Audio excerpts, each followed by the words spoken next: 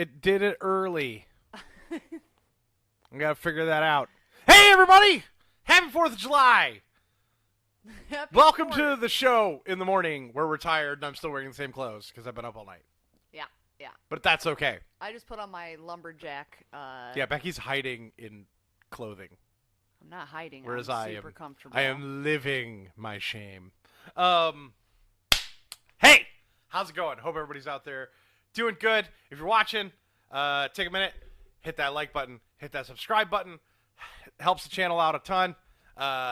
We really appreciate you guys coming out and hanging out with us on our launch weekend. And if you're watching this in the future, then let us know how things turned out.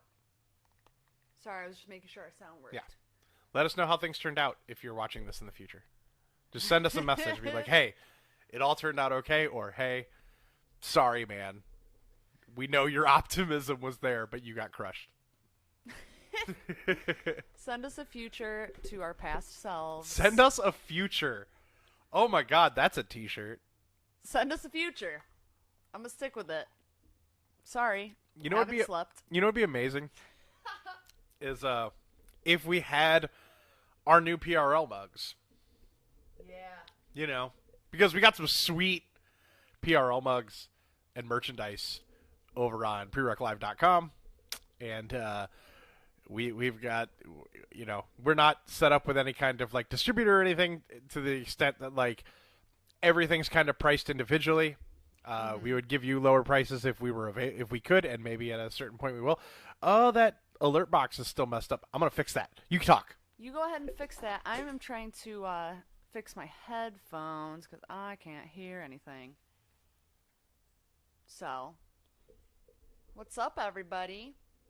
So we started our streaming weekend last night, a little late, but we still had some people in the chat, and we had our very first donation from Stitch, and now you're able to see that on the screen. Yeah. Stitch from Be Them BTI, an incredible podcast, our podcast friends. This is going to be a minute because I got to fix it. You got to fix it. It's not going to be fixed. Okay. Okay, then. All right. Give me a moment. So if you guys are out and about at 8:30 in the morning and you are watching our stuff, we really appreciate it. And if you have anything that you would like for Matt or myself to play, yeah, we're going to play some video games later. Yeah, we're going to play some video games. It's going to be a ton of fun. So, yeah, we have plenty of systems, so you can throw out a game, and we'll see if we have it.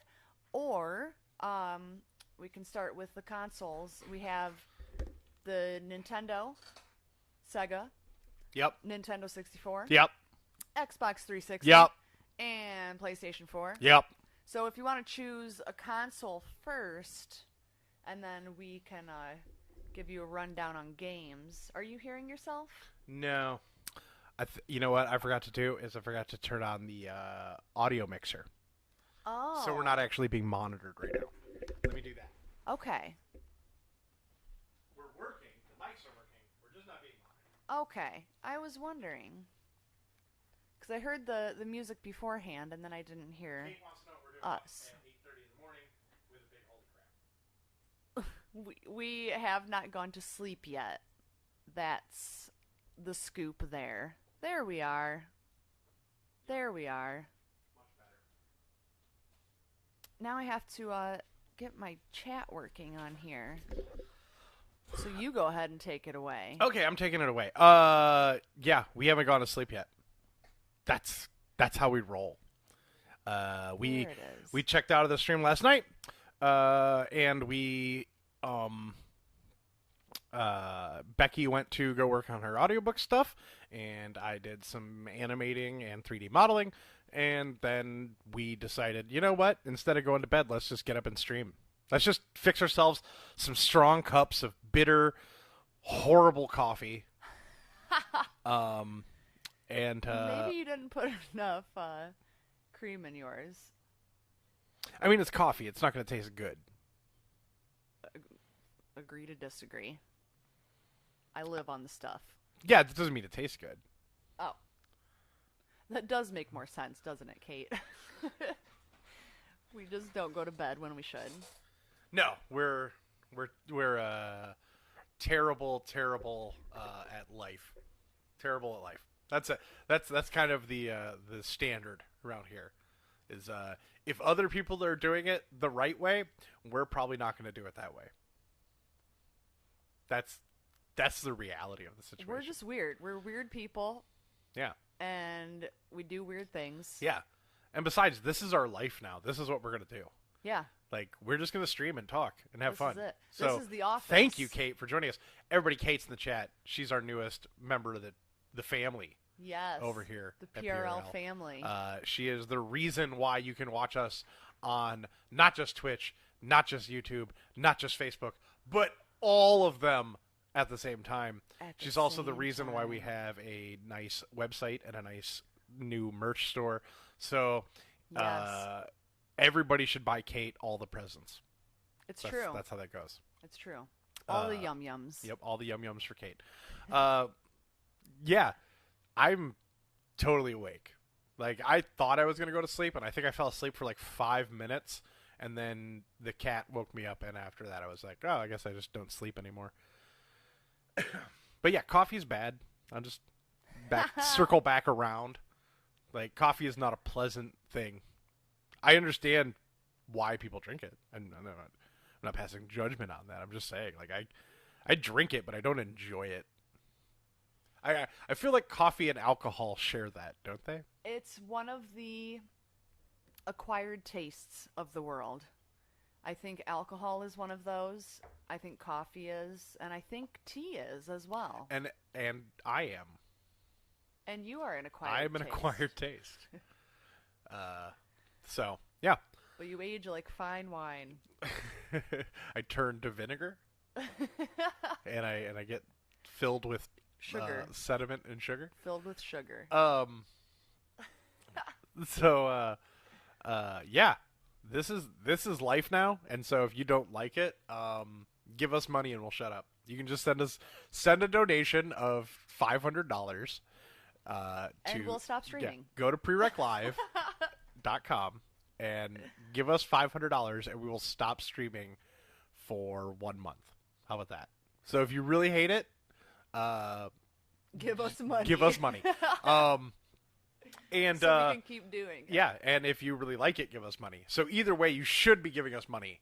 Yeah. Why you're not giving us money, I don't understand. I mean, God, I was on Food Network for 15 minutes. Doesn't that matter to anything? It was more than 15 minutes. It would be interesting to go through the season I was on and count all the minutes and legitimately like splice together a super cut of all my time and be like, there, told you, 15 minutes. That is the amount of time I am on camera. I'm still mildly in contact with everybody from the show. I would really love to at some point in the future get them on and the problem is the show isn't streaming anywhere right now. They took our season off. So, but if the show is streaming somewhere, I would love to get together the teams and do a reunion stream. That would be a lot of fun. And I don't think Food Network. I don't think Food Network can complain about it because we're just talking. Like, I know we're all probably still under NDAs, but I think we're under NDAs for. I think we're under NDAs for like the rest of our lives. I'm not even joking about that. Like really, the NDA we signed was like an inch thick. I'm probably violating my NDA discussing the NDA. They're gonna find you. Yeah. So, as all Becky is watching us, we're just gonna keep going. All Becky and Kate. Is Kate still out there? I see 1 and 1 on the viewer windows. No, there's 2 on Facebook. Oh, okay. Well, hey, Facebook, how you doing? The viewer count is for Twitch and YouTube. We don't actually have one for Facebook. Oh. Well, okay. That's a good point. We don't have our thingy up yet on the screen. Normally you'd be able to see it, but it is Oh, yes. prereclive.com is Yeah. where I can throw anyone that up is able if you to. want me to. It'll take me 2 minutes. Oh, sure. And I'm going to put it in the chat too. Hopefully that works like it did last. Yeah, there it goes. So that is the brand new website. And that's also where you can go to donate. You can donate any amount, $1 or more, or you can buy some sweet merchandise. So you can walk around with your PRL tumbler. And we've got some really cool art from Jacqueline at, is it Nishi or Nishi? I feel like I always say it wrong. I think it's Nishi. I think it's Nishi too. I hope it is. Nishi Studios. Cat's getting mad. Cats get mad all the time. I'm not saying it's new. It's just a thing that happens. It's the thing that happens. Oh, they're chasing each other. Right under this table. Okay. All right. Oh, so you're putting it. Okay. Good plan. Good plan. Yeah. All right, so Matt's going to add it to our screen so that everyone's able to see it. Yarsh. Where's the font color, though? I don't know. Oh, there it is. I don't know where anything is. I don't know where anything is. Okay, so Matt may not have been enjoying the coffee, okay, but he did enjoy the bacon. Like, that's a surprise. We had Hey, Matt, do you like bacon? Duh! we had a bacony breakfast. What is... We love you too, Kate. Have fun today. She's peacing out. Okay. Going to the grandparents. Oh, have fun, Kate. We love you. We'll see you later. Kate, tell her that if she's on tonight, I'll actually make an announcement. Just hang on for a second.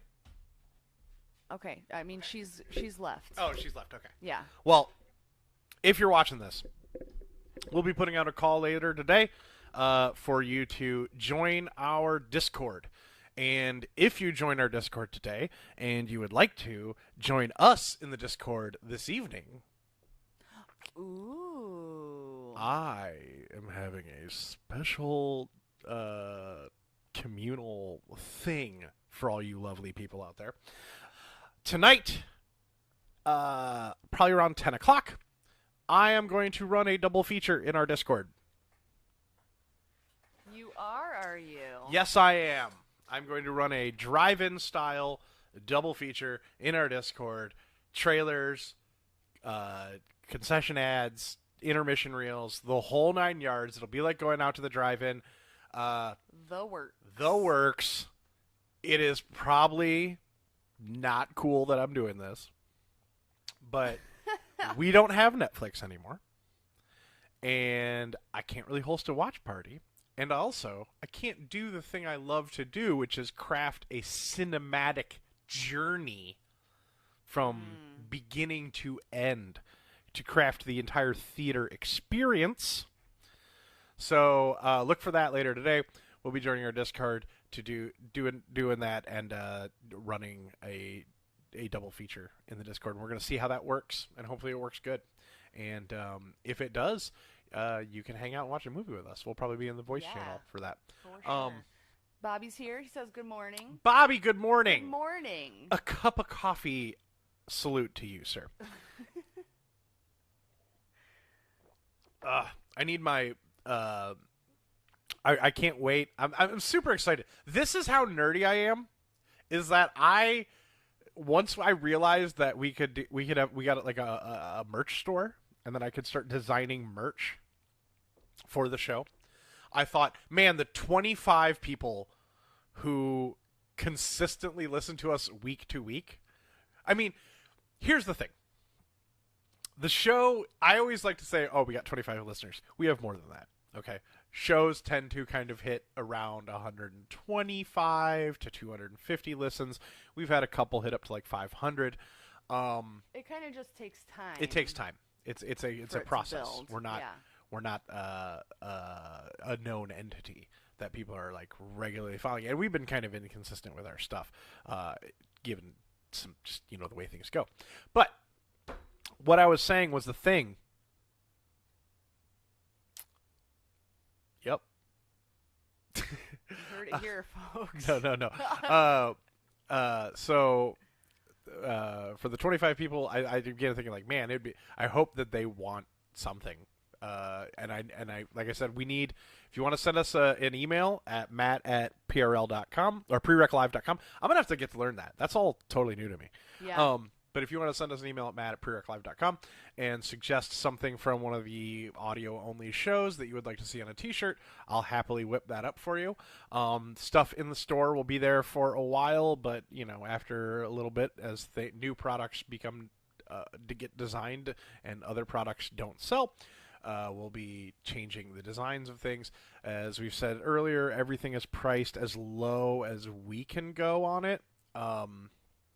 I think we're making like in most cases $1 per item, sometimes $2. And if you're seeing if anything is has the Nishi Studios Raging Matte design on it, that we are splitting those profits with Jacqueline. So, and if you are an artist out there and you want to send us some PRL inspired art and we put it on some merch, we will split that with you as well. You can send your art to matt@prereclive.com.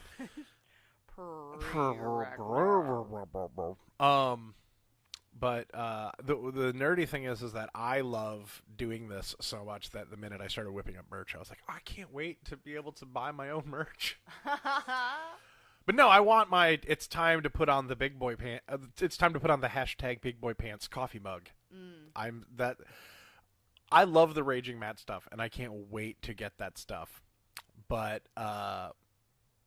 when I Nisha Studios in the house. Oh yeah, good morning. Good morning. You collaborate and listen. And you know what? I'm gonna send a shout out right now. It's our friend Katie's birthday. It is. So happy birthday, Happy KDC. birthday. KDC. And yes, so yeah.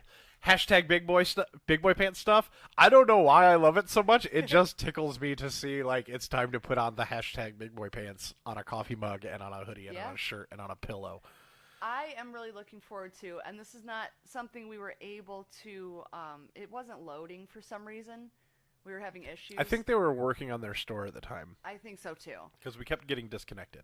But what's going to happen is the Raging Matte art from Nishi Studios is going to be on a pair of yoga pants. Yes, Raging Matte yoga pants.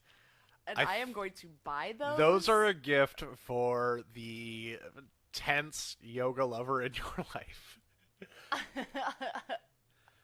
The tense yoga lover. Yes. So if you are if you're watching the show, as I said before, if you're not following or subscribed, please hit that like button. Please hit that subscribe button. It helps the channel out. Yes. We are going to be streaming a lot because we have to stream a lot. And we have to have consistent viewership in order to move into, like, ad-based monetization, which I'm not even really looking forward to. I don't want to end up being a shill, but I got to make money. We got to make money. We got to survive.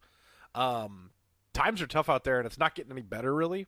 Like, I mean, if you're paying attention, that's kind of the situation. Times are tough, and times are also really safe right here. We're in one of the most rural areas of Ohio, and Ohio was, like, really on its shit with the coronavirus.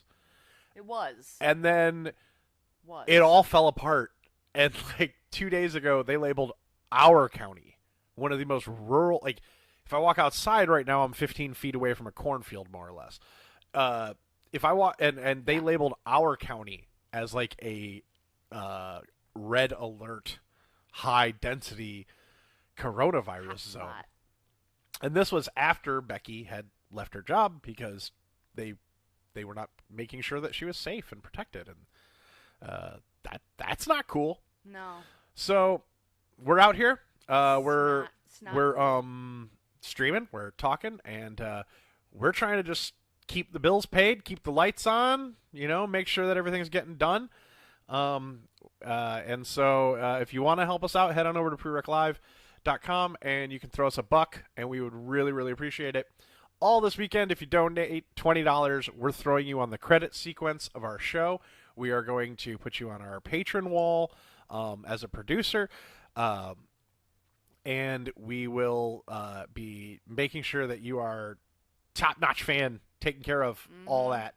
So I don't want, we don't want to sit here and just be like, give us money. But we have to get all this preliminary stuff out of the way. We're launching.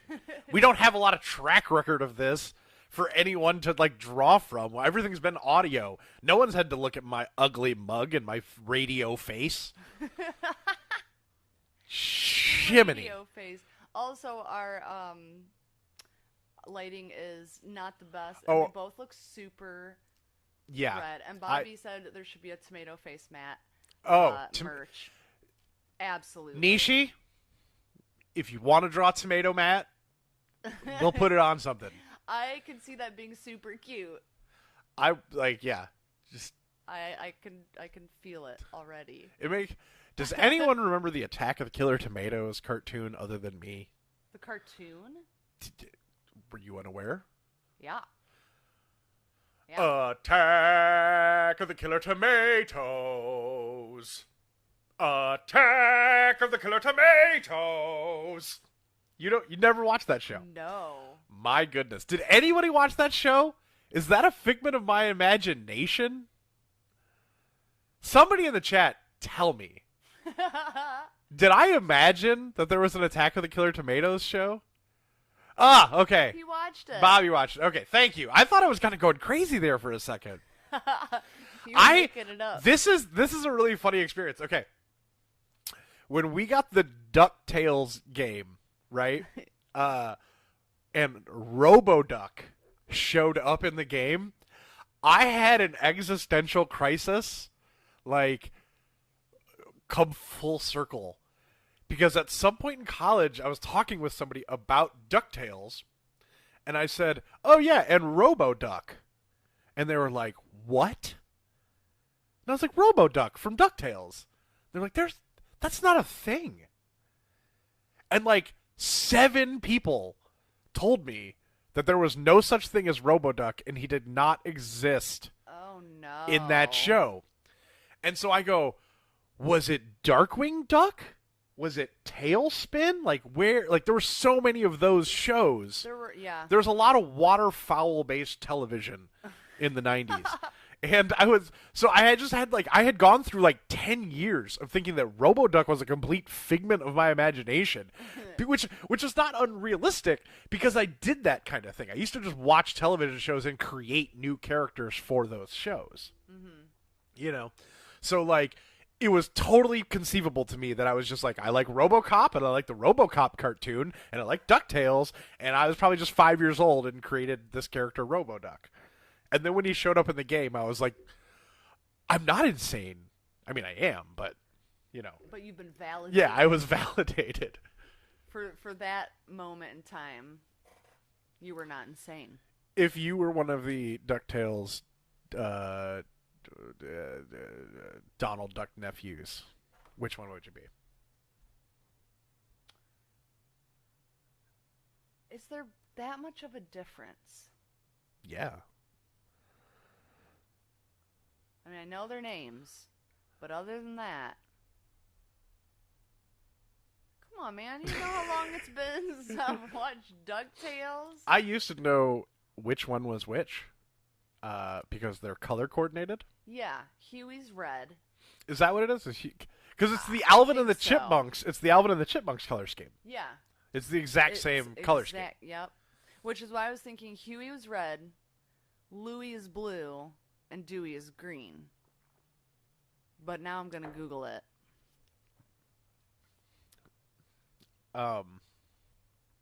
Yeah. That's weird. That's weird. A lot of color coding. A lot of color coding when we were kids, right? It was helpful. Was it?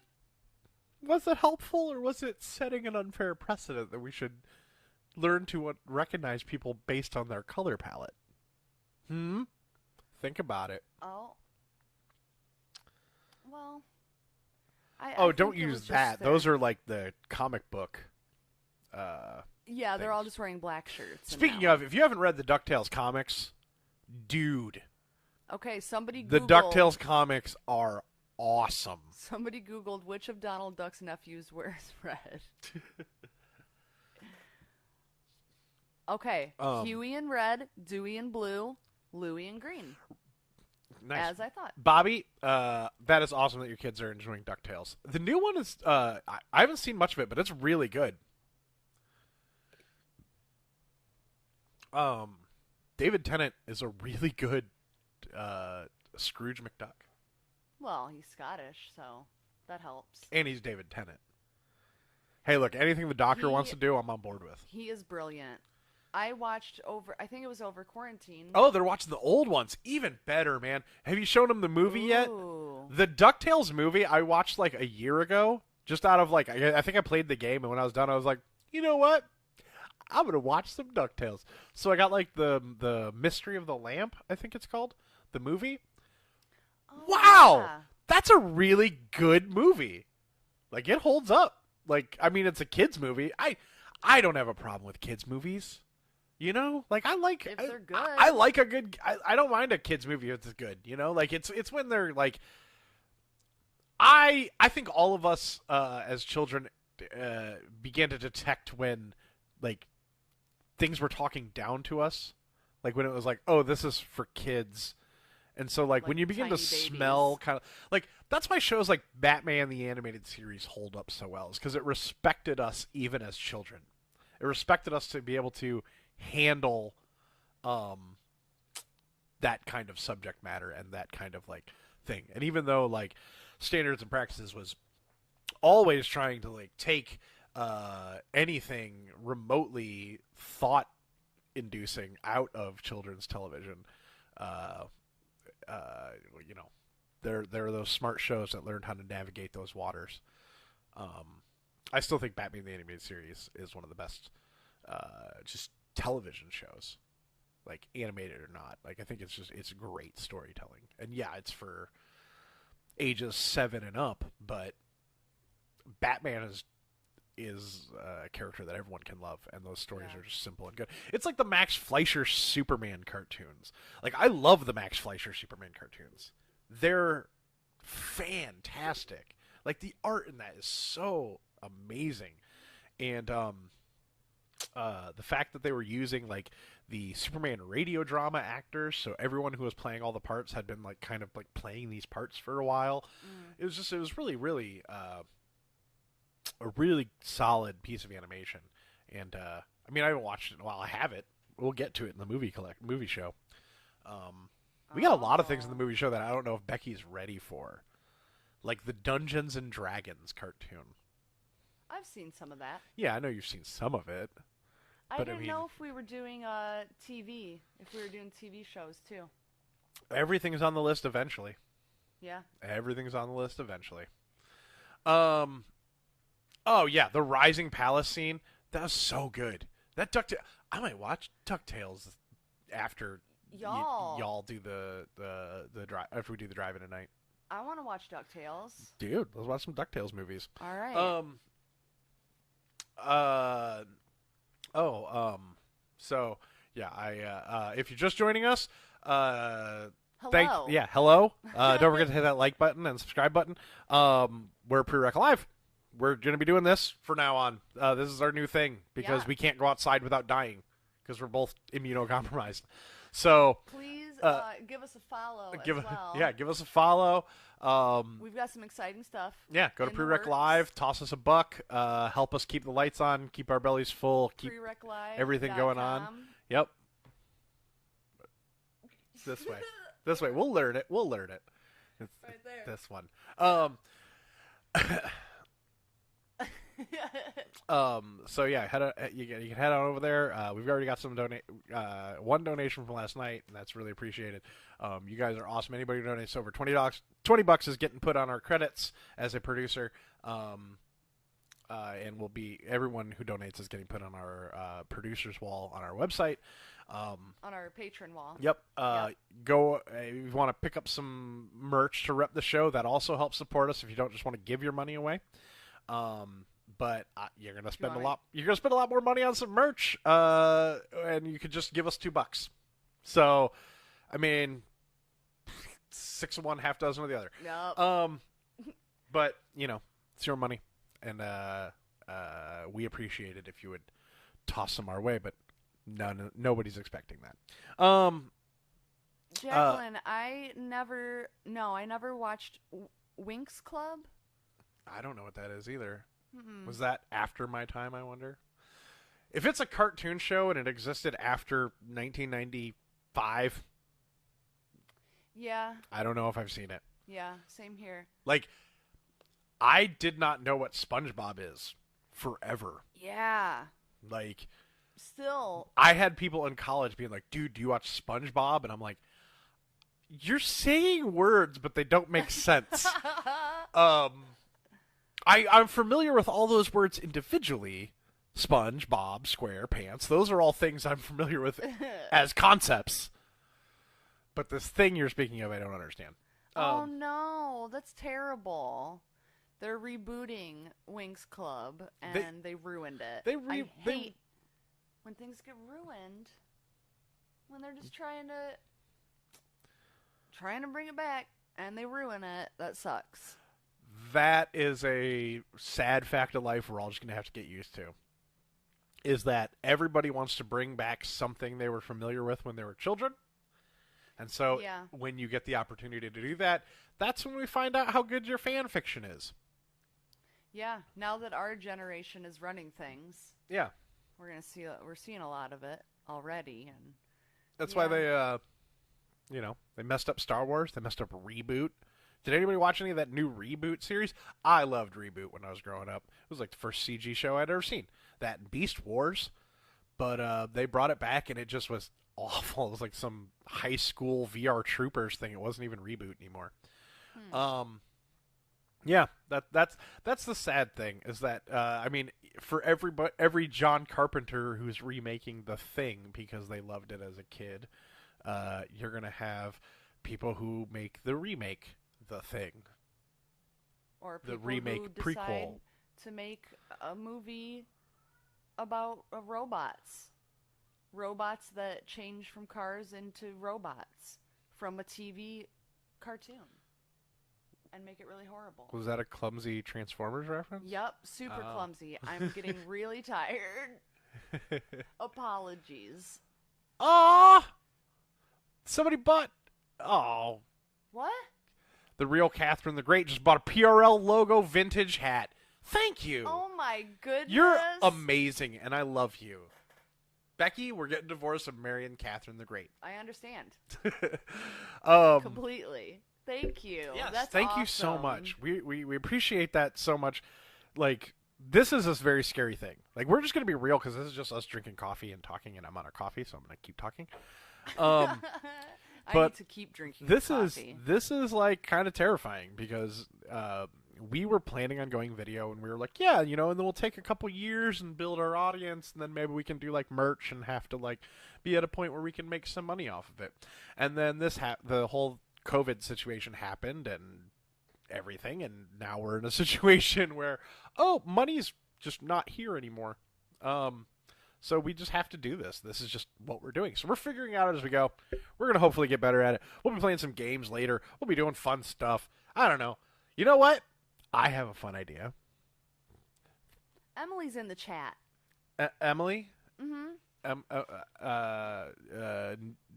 Emily May. Okay. I'm just figuring out who it is. It's all right. I know some Emilys. Is that? It's not coming up on this chat though. If I have correct? the unified chat hidden over there behind the mixer window. Oh, okay. So I have an idea. So I got these cool podcast episode cards from our new super wonderful PRL partner, and can't wait to get And you on the future stream, wife. Kate, and future wife, Kate. And she gave me these podcast episode cards and an interview deck, and I have been just itching to get them together. Just itching. So, just positively itching, Lovey. So I figured, why not bust out the deck, as it were, and we'll see what we have. You know, flout about with our gaddiness. Our gaddiness. My heavens. Have you looked at any of these? I've glanced at a few of them, but I have no idea what we're about to draw. I peeked at like 3. Okay, so you was want to like, draw? all right, I don't you wanna want to draw ruin it. and pick the topic for this moment's discussion? All right, here's what's happening. All right, here we go. Right Big in the moment. middle, right in the middle. I want this one. At any time, you can throw us A $5 bone. and Throw we'll us draw a new bone. card. Oh, yeah, there you go. Okay. 5 things I am excited about right now. Not that you can see this at all. Yeah, that's called a whiteout. Yeah. All right. So 5 things you are excited about right now. Okay. Go. Number 1. Go. Go. The rest of this coffee. Shit. 2. Go. Why are you cursing? This that's happening right here. You're just This. listing things in the room. No. Like, what are you excited about? Table. Wall lamp. And whiteboard. Clock. Cat walking. No, I'm excited about what we're doing right now. Getting our podcast into a studio, making it real, getting help from friends and loved ones, and it's amazing. Yeah, it's an amazing feeling. I'm very excited. We about feel it. very blessed and very loved right now. Yes. So that was 2. 2. I'm excited that it's Peter's birthday this month. That's true. Peter, our youngest cat, is turning 1. She keeps track of these things, people. This is who I married. Yep. Still not used to it. So that's 3.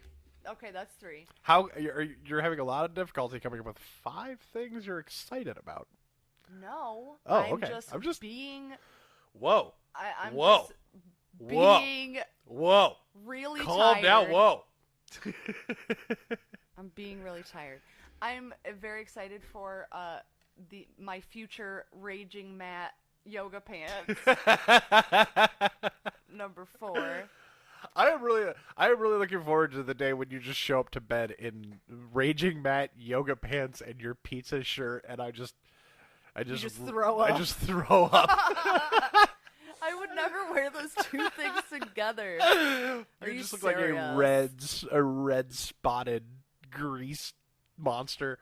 Yeah, a grease monster indeed. Becky yesterday wore her pepperoni pizza shirt, and I couldn't help it before the stream. I just had to say it because I don't believe in censoring myself or holding anything in. So I just said, "Ugh, that shirt always makes me queasy." And she's like, "Why?" And I'm like, "Because it doesn't look like you're wearing a shirt. It looks like you're like nude, but you have like these massive red spots on you." So gross. It's very gross to think about.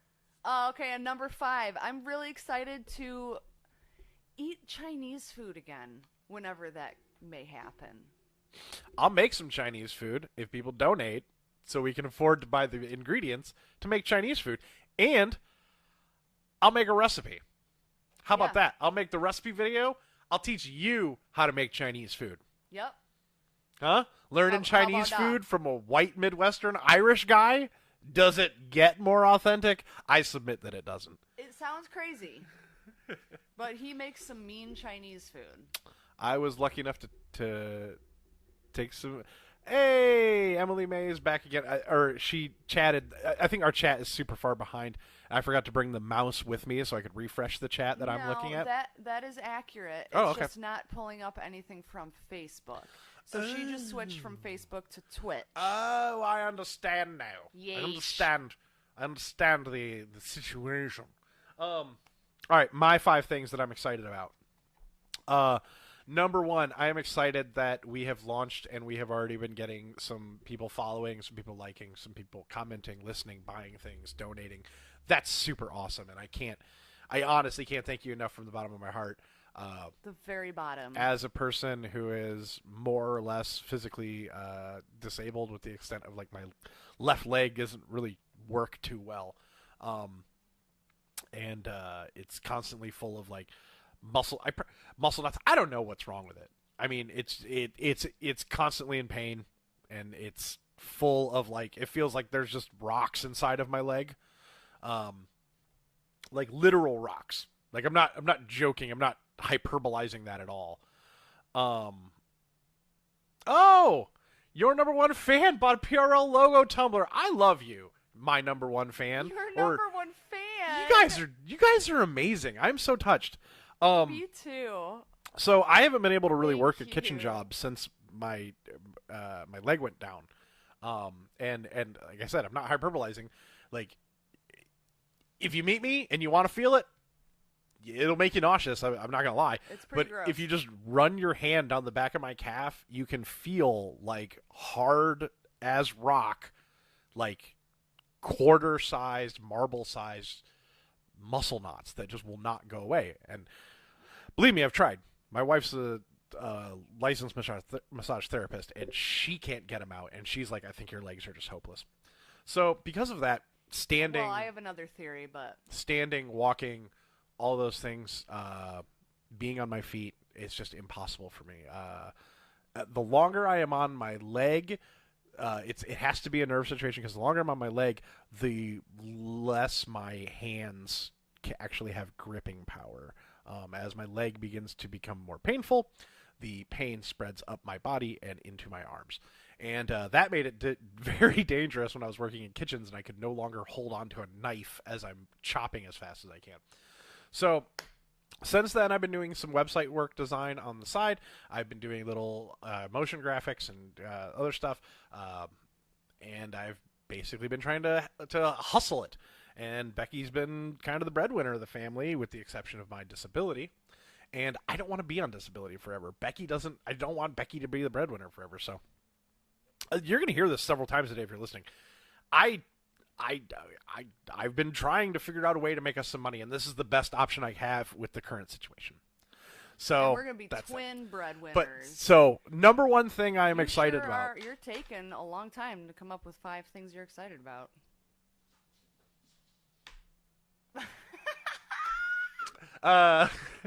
So Back number in your face.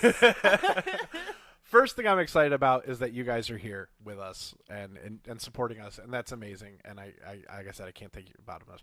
The second thing I'm excited about is what happens next. I have so many things. Becky did totally slam me down. I have so many things I want to do for this channel and these channels, and I'm excited to get them going.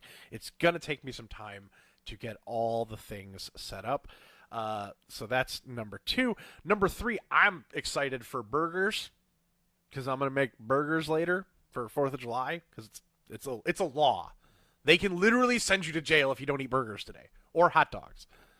To be fair, you're always excited about burgers. That's true. I am Frisch's big boy, as we established the other night. That's just who I am. I mean, there is a slight resemblance. If he grew a beard and started balding. Before I was balding, I seriously had a Frisch's big boy thing going on. I was super insecure about being bald.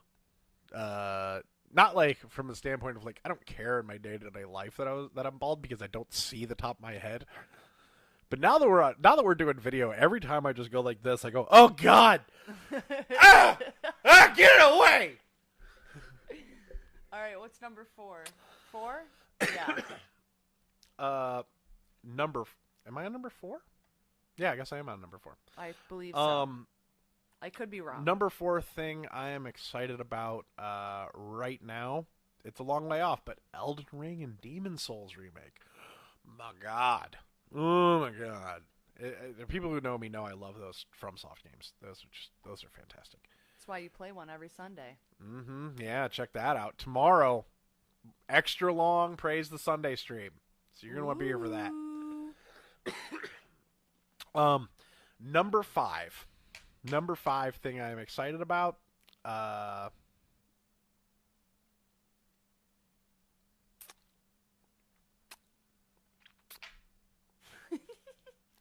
Only excited about 4 things. Yeah, I guess. I really have nothing. I mean, I live in the moment.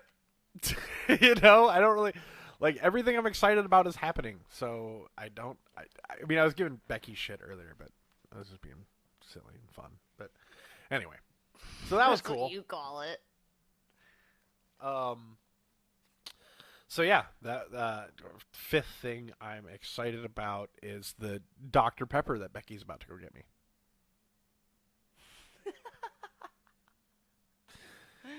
Fine, I'll go get it myself. No, I'll get it. Gotta stretch the old legs. If you can't tell, I'm shifting a lot in my seat. And I have hood hair from wearing a hood. Not because I'm from the hood. I mean, I am. You're not from the hood. You lived in the hood for a while. I think our definition of hood differs slightly. Yeah. All I know is I lived in a place where, like, people died on the other side of the fence on a regular basis. So, yeah. Toledo life was rough. Rough, son. Yeah. It is totally gangsta. Yeah. Maybe I'll start rhyming later. As we established yesterday, I am a rapist. Yeah. Do some freestyle. Should we try another card? Do you want to try another card? I'd like to. I just kind of see. I want to see what kind of variation there is. Kate wants some of your grilled meat. Oh, come get it. Yeah. Oh, we'll be doing lots of grilled episodes for the summer. Hey, we can do 6-foot distance on the porch if you want to come over and eat some burgers. I have got to check with a buddy of mine because I don't have all his secrets. He is a award-winning pitmaster in St. Louis. True. But this is the man who educated me on barbecue, and I will be giving away some of the things he taught me. So make sure when our Patreon goes live, you're subscribing so you can get all the little tricks. Mm-hmm. I'm going to make you pay for it. Becky won't let me put it out for free. No, because it's valuable. It's valuable information. Did you just grab one? You're not going to do the whole... I already shuffled them. I just picked the top one. All right. It's card drafting. I'm familiar with game mechanics. All right, 3 things I wish I had done differently. Oh, my goodness. Emily is still in the chat, I'm assuming. Emily, one thing I wish I had done differently was the drunk driving PSA thing we did on stage in high school. That when you came up to me, I think you explained it, figuring I kind of I knew what it was, and I did not. And I just made up a story about, like, I was in a band at the time, so I just made up a story about some drunk guy setting off pyrotechnic early, because that happened to a guy in Metallica. And then, as we were... No, hold on, this gets great. So, pre-prom / homecoming assembly is happening, right? I am backstage. Emily is like the friend who is giving me, like, you know, it's like a mock funeral. It was a very bizarre thing. It was like a mock funeral for like 6 students who had died because of irresponsible alcohol use over prom weekend. It was explained to me as a PSA about the dangers of drinking. That's how it was pitched to me. So the story I turned in made no sense, and I turned it in very last minute. So poor Emily has to get up on stage and read this ridiculous fantasy about me being a rock star who gets blown up by a drunk pyrotechnic guy.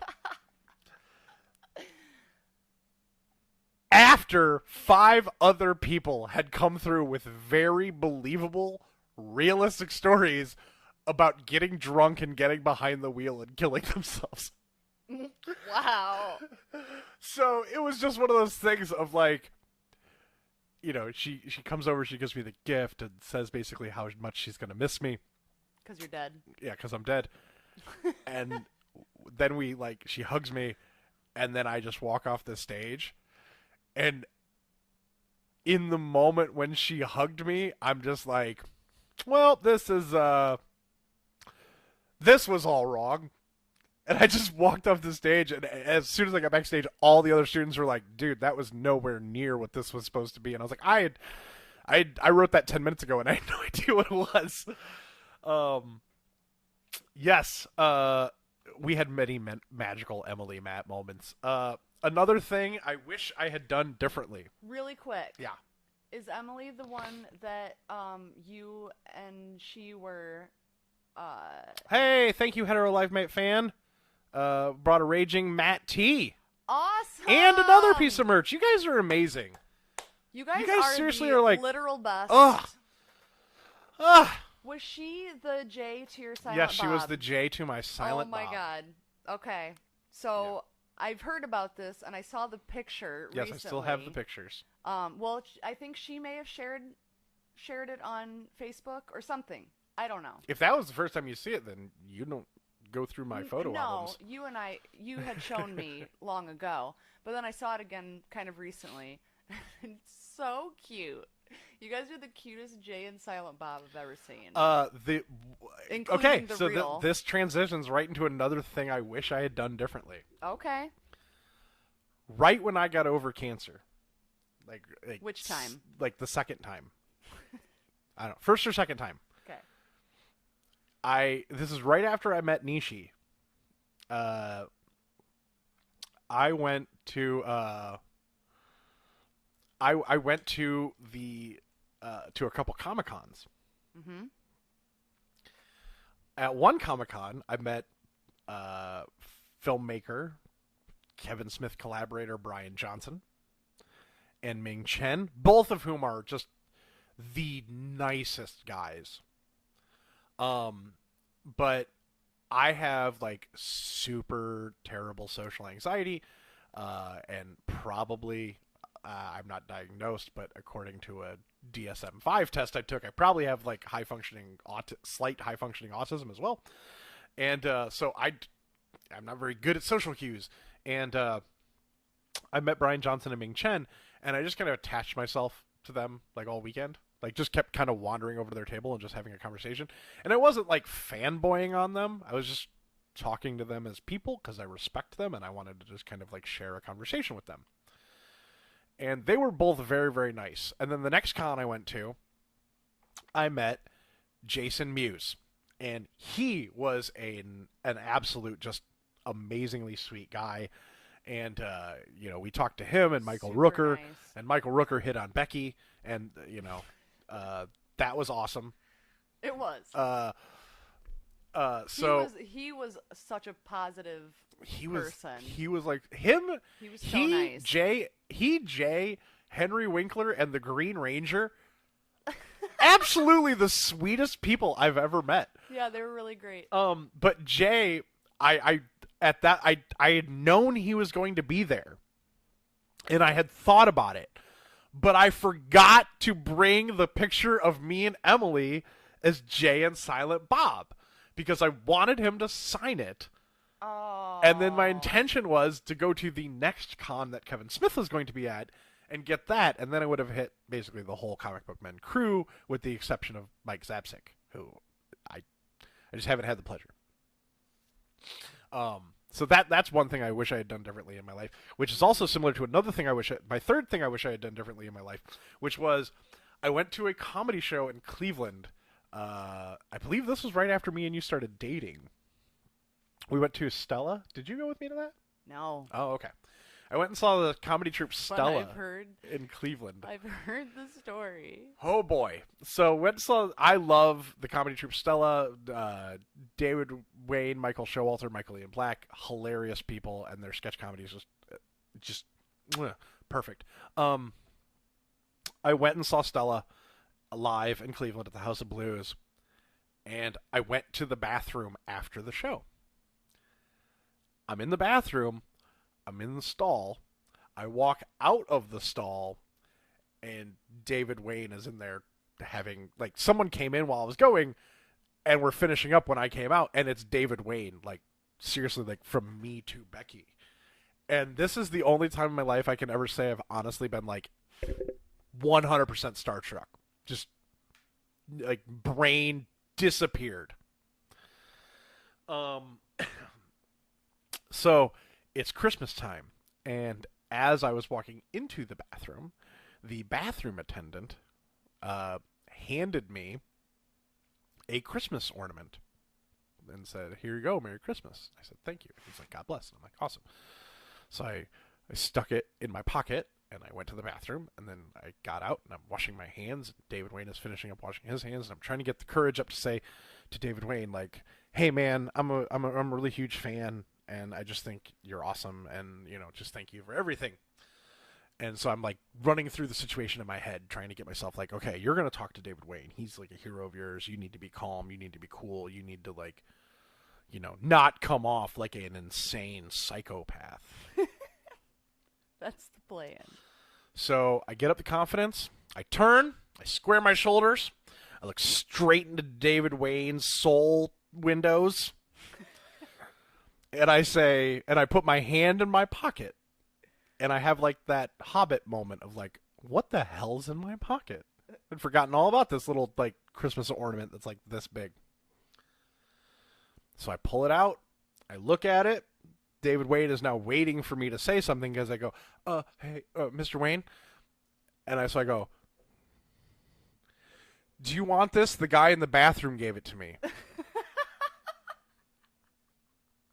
Literally the only words that came out of my mouth after Mr. Wayne. So the scenario, just to recap, was I get out of the toilet. David Wayne is washing his hands. One of my heroes standing a few feet from me. I go, "Mr. Wayne, do you want this? The guy in the bathroom gave it to me." And he goes, "No, thank you." And then he is gone. Like, the exact opposite of what I wanted to happen. Get down. Peter. Exact opposite of what I wanted to happen happened. He immediately thought I was crazy because I sounded crazy and I acted crazy. Of course, you offered him. Not to mention the fact that I am now offering. First of all, he's like 6'3". Who knew that? But I am now Weird. offering a Jewish comedian a Christmas tree ornament that was given to me by a bathroom attendant that he is unaware of the existence of. Oh, man. And yeah, so that was like, I tried to I wanted to salvage the situation, but, like, my anxiety kicked in, so I was just like, he's walking away very quickly and probably gonna call security. So I made a beeline over to my friend Mike, and I said, "Hey, I might get thrown out because I just, like, probably creeped out David Wayne." So that happened. Hey, I mean, that's a story in itself. I've always been curious. I would love to go just, like, archive through every David Wayne interview to see if anyone asked him, like, what's a weird thing a fan has done, and see if that story comes up. And if I ever get the chance to meet David Wayne again, I'm going to say, "Hi, I tried to give you a Christmas ornament in the bathroom in Cleveland in 2005 at the House of Blues." You probably remember that. Because I'm sure weird. that is ingrained into his memory, and he now is like, he's probably got me on a watch list because he's just like, if this person ever shows up here, just call the police. Because he probably thought I was about to love knife him. Peter is huge, you guys. He's turning 1 this month. I know, and he's got such a fat, chubby, squinty face. He's so precious. All right, 3 things you wish you had done differently. Okay. 3 things I wish I had done differently. Well, first of all, I just want to preface this by saying, for the most part, I'm a pretty big believer in, like, I wouldn't really change anything because that would change the course of my life. And You don't want to butterfly effect yourself. I don't. Yeah, you're big. You're big on that causality. I get you. I get you. Everything leads to the next thing, and but that being said, hypothetically, if it didn't change the course of my life, right, in all aspects, the first one, I would have not gone to college after high school. Interesting. That was a big See, mistake. I didn't finish college, but I would definitely still go. I probably wouldn't even. I still probably wouldn't finish it if I got the chance to re-go. But like, if you're saying I could go back and do it again, I would be like, oh yeah, because I've made a lot of good friends at college. Here's the thing. I made good friends in college too. And if I could go back in time and go to college later in life, or if I knew what I was doing with my life at 18, fine. Because I loved college. I loved the experience. Nice, Emily. I loved, I love learning. Like, if education were free, I'd be in college right now. Because learning is amazing, and I love everything about it. But yeah, straight out of high school, I had no idea what I was doing. So that was a giant waste of time. Well, I don't think most of us do. I think money. Most of us are just kind of thrown into, like, you graduate from high school and they're just like, now you're an adult. Go take care of yourself in a place with all the other recent adults. Right. Like, it's a recipe for mistakes. Yeah. And it was just too soon. I did end up getting a degree, but it was years later after I left school the first time. And then went to school again and again and got some licenses. So I have an array of things that I've accomplished. See, me personally, I'll just go ahead and throw it out there. It's been over several years. The educational system is a complete joke as far as I'm concerned. It's pretty ridiculous. I've taught myself more than I've ever learned in school. Because school was not really designed to teach me things. School's designed to get me to pass tests.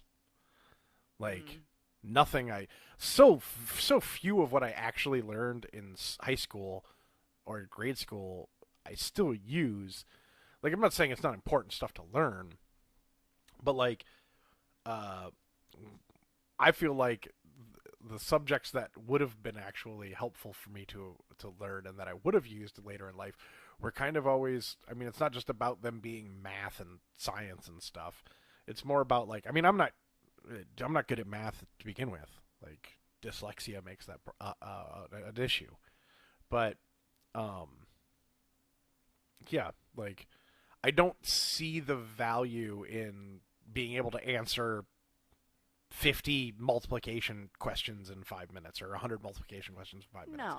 I don't see the benefit of, like,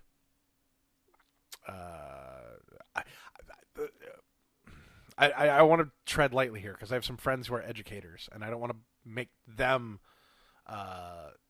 seem like I'm throwing them under the bus because they're not. They're wonderful people and I know their heart's in the right place and they're doing what they want to do.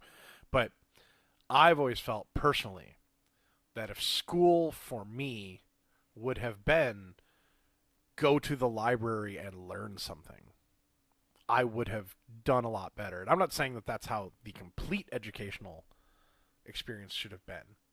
But I'm get real for a second. The mission, from my point of view as a child, of every single educator and adult I knew in my life was to crush and destroy my dreams systematically year by year. Like, that seemed to be the goal. And I know that they meant well. They wanted me to pick something safe and something real and something that was reliable, and they told me the whole time, like, you're not going to make any money playing video games. You're not going to make any money reading those stupid Dungeons and Dragons books and stuff like that. And, like, alas, they put a lot of value into things that that were not important to them. And because they weren't important to them, they felt that they should not be important to me.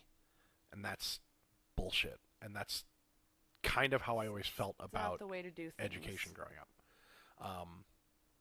You say, I'm interested in this thing, and they say, okay, but that's not real. Well, and that's why, college is a lot more interesting. But college is just as bad. But there is value in lectures. College is a scam just as much as high school is. It's just a different paint job. Why do I, going to college to be a film student, need to take a geology class? To be rounded? I don't know. No, that's just the thing. It's not. It's not rounded. It's not rounded because all it's doing is saying, like, I don't disagree with you. No, I'm not saying you are. I'm just making the case that, like, I spent 2 years in college. I took a total of 2 film classes. That's why I quit school. Like, I would have gone back if somebody had offered to continue to pay for my education, but my parents said a film degree is worthless and we're not going to pay for that. And granted, my grades were slipping at the time. I had brought them back up because I was in danger of flunking out, but the reason my grades were bad is because most of my schedule was shit I didn't want to learn. Yeah. I was spending $10,000 a semester to learn things I don't want to learn. I'm not there to learn that. It has no meaning for me in what I'm pursuing. That's like the definition of a scam to me.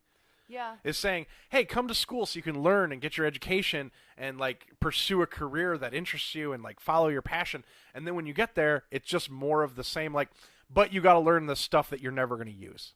Right. You got to learn the stuff that actually, it's just there to pay our bills. You just have to take classes. If you took all film classes, you'd be out of here in a year, and then how would we make money?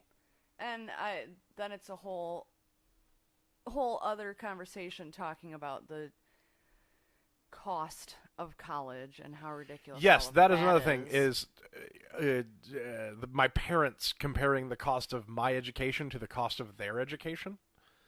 Like, again, not faulting them. They're not. I'm not saying they're bad. I'm not throwing them under the bus.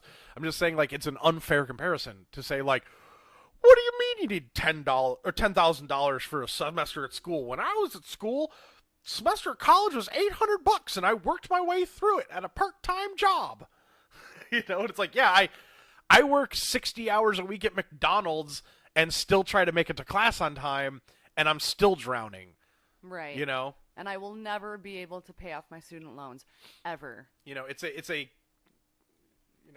bottom line, it's a classist system in the sense of, like, anybody coming to college with wealthy home situation is better off. I will say this. Like, if you have to work your way through college, you're fucked. Oh, absolutely. The people who took over my student loan because it went to collections, because I can't afford that. It went to collections, and I worked with them, and we worked out a payment plan. So in 633 years, I'll be able to pay off my student loan. So, yeah. Yeah. I honestly, if I could go back in time to myself, I would go back in time to like 11, 12, 13-year-old me when all my, like, severe issues began. And I would tell myself, everyone wants to help you, but no one has the answers. And that would have saved me a lot of difficulty. Yeah. To find out then what it took me, like, another 15 years to learn, which is that, everybody's making it up. Nobody knows what they're doing. Everybody assumes they're right, but nobody knows. that would have made a huge difference. And that, and just the idea of like going back to my old self and saying like, anything you want to do, you literally can do, but everyone else will try to stop you. Every uncreative, boring person will try to stop you. Everyone will say, "Oh, you should go get a factory job instead of like spending your time writing movies. That's dumb. Nobody from Ohio makes movies." I literally heard that growing up. I literally heard, like, I said, "What do you want to be?" "I want to be a movie director." And they said, "That's dumb. Nobody in Ohio makes movies." And now every person Until I in believed Ohio it. Yeah, until I believed it. Well, that, and like, you know, is in it's. Hollywood. I was just talking about this with somebody the other night, where I was saying like, YouTube really took off like my first year of college,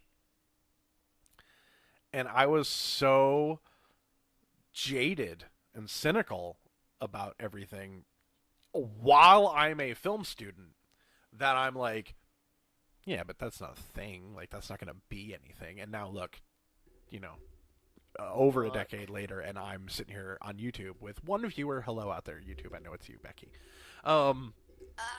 But yeah, you know, like, just hearing that over and over until you begin to go like, okay, well, these are the people that are supposed to like know things. Right. You know, these are the people who are supposed to guide me.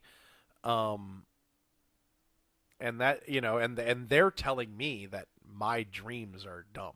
So I just began to believe it until I lost confidence in myself, you know. Yeah.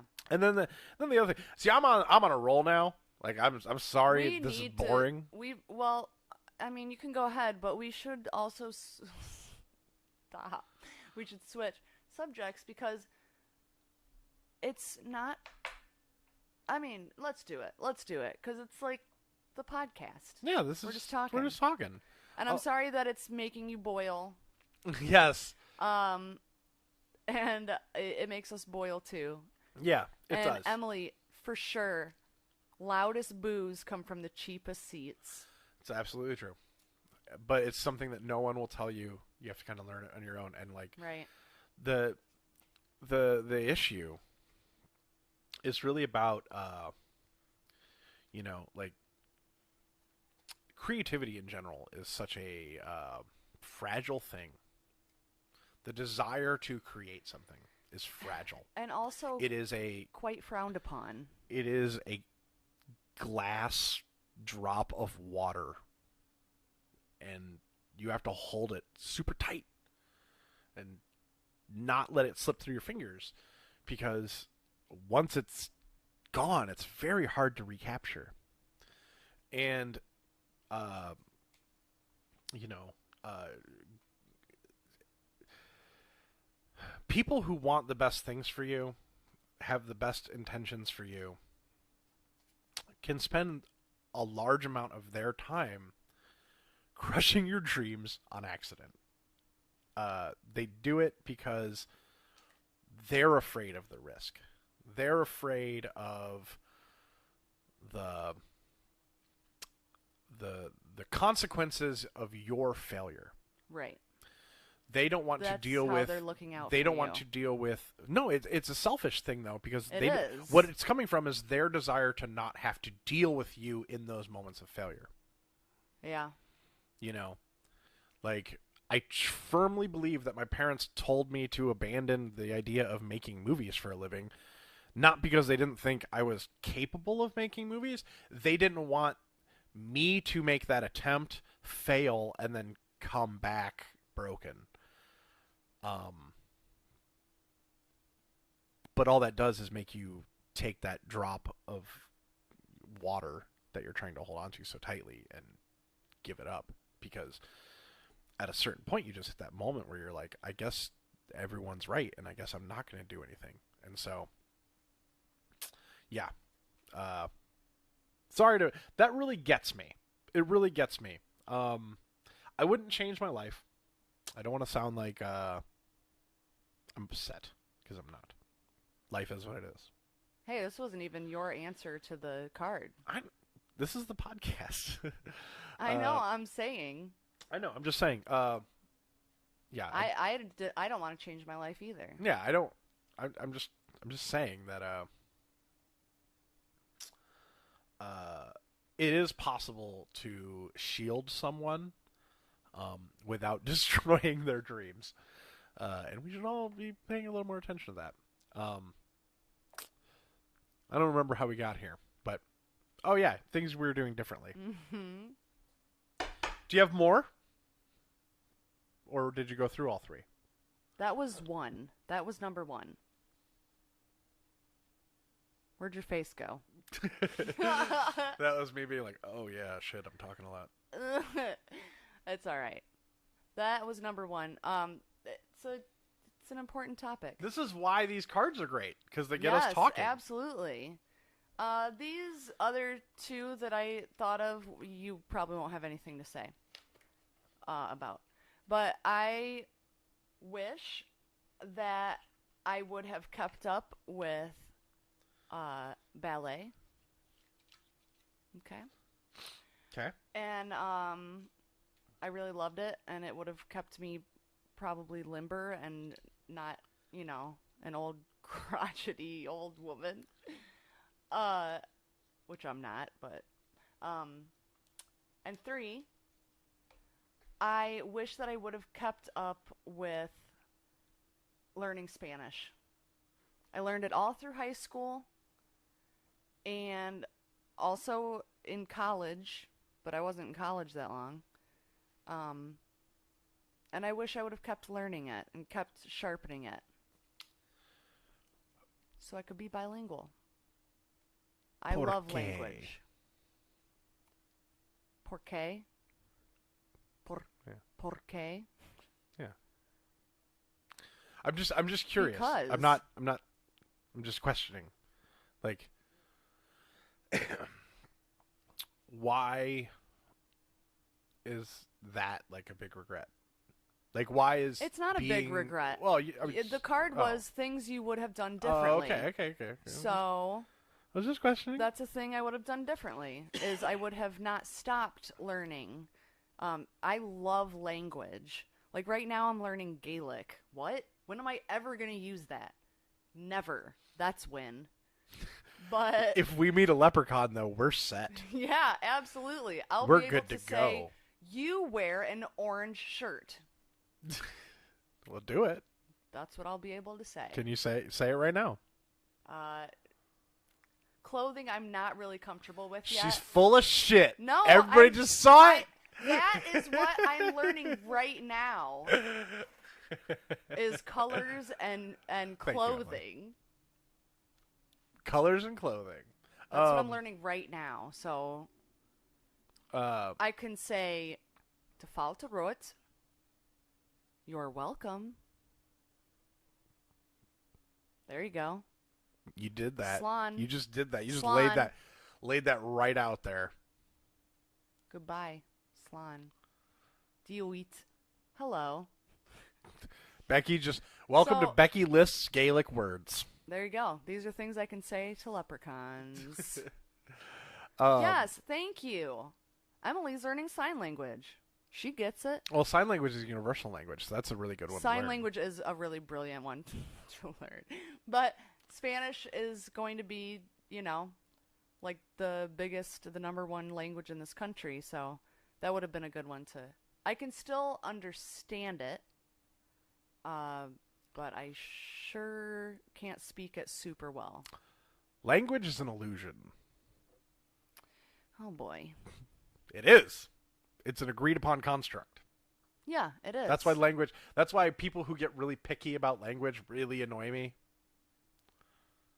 Because it's like I'm friends with my high school English teacher, and she is constantly getting on me about my grammar and spelling. And it's like, did you understand the intention behind the words I said? Yeah. Then you don't need to question my grammar or spelling. It's not that important. Like I'm not Sure. Again, I'm not trying to be feisty. This is what I do. Gaelic will be the new Spanish. This is what I do is I question things. Gonna and make I it happen. Get philosophical on ideas. But I guarantee you put me and any person who does not speak English together, and I will using sounds and language and gestures, I will be able to communicate with them after a fashion. Let me give an example of that. All right? Yeah. I was a I was in a foreign exchange program. If you listen to the podcast, you probably heard Matt and Joe make fun of me Yes. for doing this. A rich kid. That's what she was. This is just a big old rich kid. Middle class. I was a middle class Oh, kid. you existed in the middle class? What's that like? You need to calm down. You need to not be you so need sensitive. to calm down and go to bed. I'm fine. Like, I'm not even tired. You're the one who's cranky. No, I'm not. I'm just doing what I you're always feisty. do. My God. I'm feisty. I'm doing the same thing I do every time we podcast. You say something, I expound on it. I talk about it. I give my feelings on it. That's what podcasting Emily is. says you're always feisty. By definition. You know, you girls can gang up on me, but it doesn't bother me.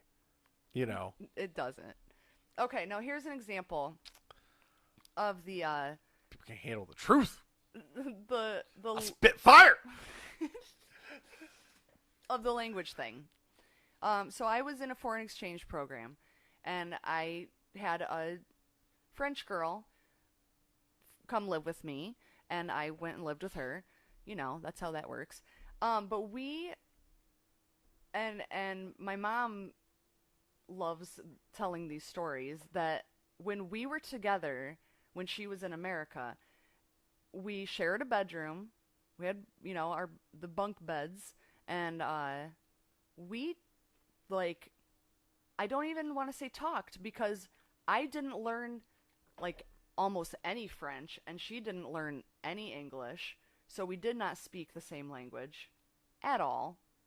But we were up all night laughing, having a ball, making noises, and like... Right, it's because compassion and empathy are a universal language. You know, like... And laughter. You know, words are just symbols. They're just symbols made with sound. Yeah, and again, I'm not belittling the importance of language. I love language. But, hey, you're talking to someone... Yeah. To an English major. You're bringing it up like I'm trying to, like, fight you on this topic, and I'm not. I'm just making the point that language... That's true, I am doing that. Yeah, that language is an agreed-upon illusion. Oh, hey. I just got my medication warning. Good thing I'm out of medication. You didn't hear that? I just heard Matthew. I just heard the end Yeah, of that's it. the thing that says, like, I have reminders for Matthew.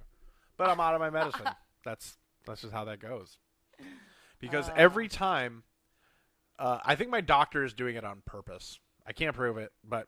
It's not just your doctor, though. It's every time something important happens. Yes. Or needs to happen. No, but I mean, seriously, every time this prescription needs renewed, it is on a holiday weekend. Yeah. Every single time. Every single time it is like, I got to call and get my prescription renewed. I call and they're like, okay, we'll send it over. And then I call the pharmacy the next day and they're like, we didn't get it. And then they're on vacation for 3 days. Or like you call back and they're like, sorry, your doctor's in Florida for a week.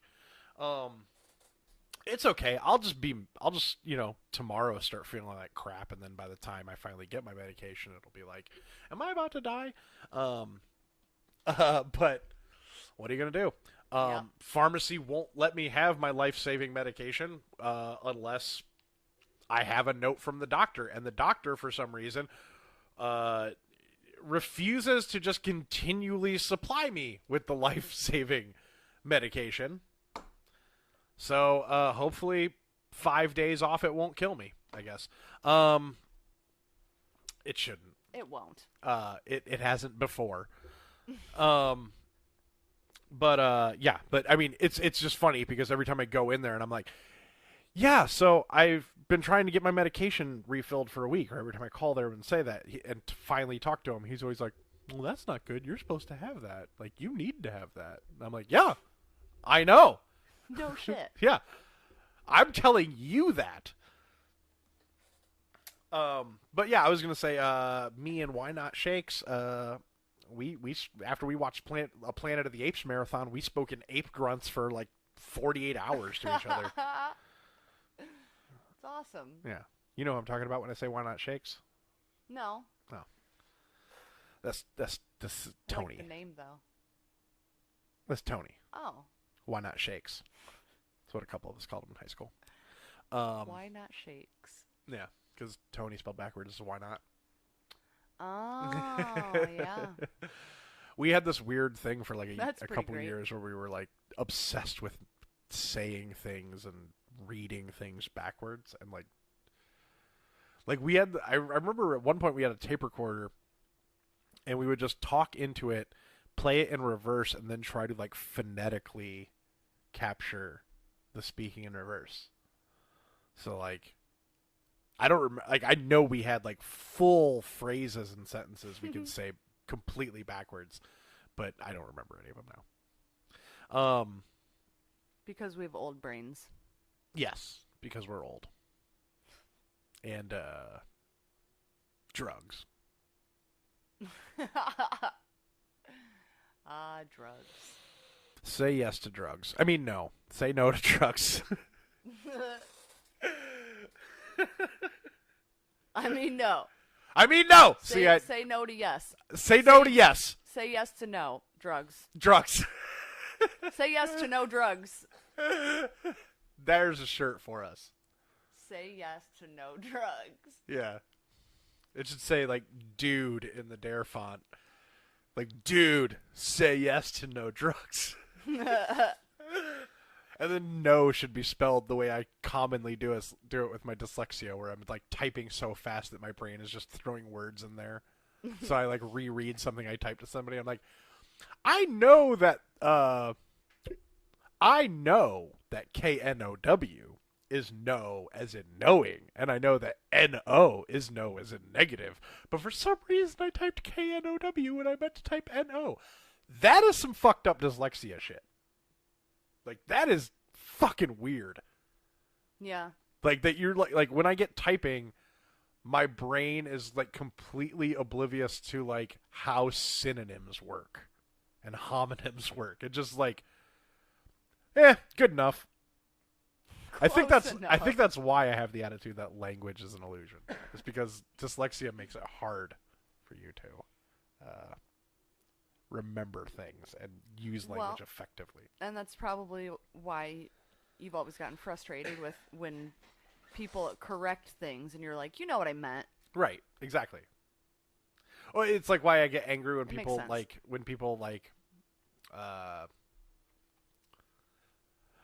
I used to get very angry with people. I had friends who overused spoonerisms. Oh. And spoonerisms, Yeah. if you're not familiar, come from the Reverend Spooner, who famously said during a sermon that the Lord is a shoving leopard instead of the Lord is a loving shepherd. And a spoonerism is when the misplaced syllables in a sentence form a new, but like a new meaning. Like, not in the sense of like, it's not just nonsense. Shoving leopard and loving shepherd are two ideas with firmament. And, like, Indubitably. and the fact that like I had friends who would just rearrange syllables willy-nilly, or if I would be talking fast and like I would mess up syllables, they would like Repeat what you said. exactly for like 10 minutes. Like, oh, you said that. Yeah, for like 10 minutes. And I'm dyslexic, so I'm aware that I'm going to do that all the time. Yeah. But like, it's such a kind of moment when you're like, I am trying to have a conversation with you. I'm not opening my mouth to just entertain you. I'm trying to share thoughts and ideas. And the fact that I just spoke for 15 minutes and the only thing you are picking up on or taking from it is the fact that I misplaced two syllables in one sentence is just like, oh, makes me want to slap somebody. So yes, I get it. F language. F it. That right there is a good example. I could say F language. I could say F it right in the A. And y'all know what he's saying. Yeah. I could say F it right in the A with a rock hard C. And everybody knows what I'm saying because language, it's just a code. It's not real. Anyway, that's boring. That's boring stuff. Boring, everyone. Terrible and boring. Everything's boring. I mean, I think you're pretty interesting. Let's hope so. Let's hope Excuse that terribly placed yawn. Yeah. Let's hope my You're pretty interesting. Oh. let's hope my my penchant for over analyzing things and my deep seated psychological issues make for entertaining streaming. Indeed. You know what's amazing right now is we got to get this light situation fixed eventually. Yeah. Because the center streak of my forehead is like a headlight. Yeah, I was noticing that on myself last night. So yeah, what's next? What do you want to talk about now? Oh, Becky's getting tired. Excuse me. This is what happens when see I sleep when I sleep. I don't have a regular sleep schedule. Never have, probably never will. It's probably true. I tend to just go until my body shuts down, and then I wake up when my body's ready to go again. And generally, that means I'm up sometimes for days at a time. You're an odd creature in that way. Never has a more true statement been said. I am definitely an odd creature. I think I just need a little break to stretch my legs. Maybe make a little more coffee. Well, we've been going at it for what, 2.5 hours now? No, 1.5. Oh, okay. See, I told you I was bad at math, everyone. Not my strong suit. That was just an estimate, though. That wasn't math.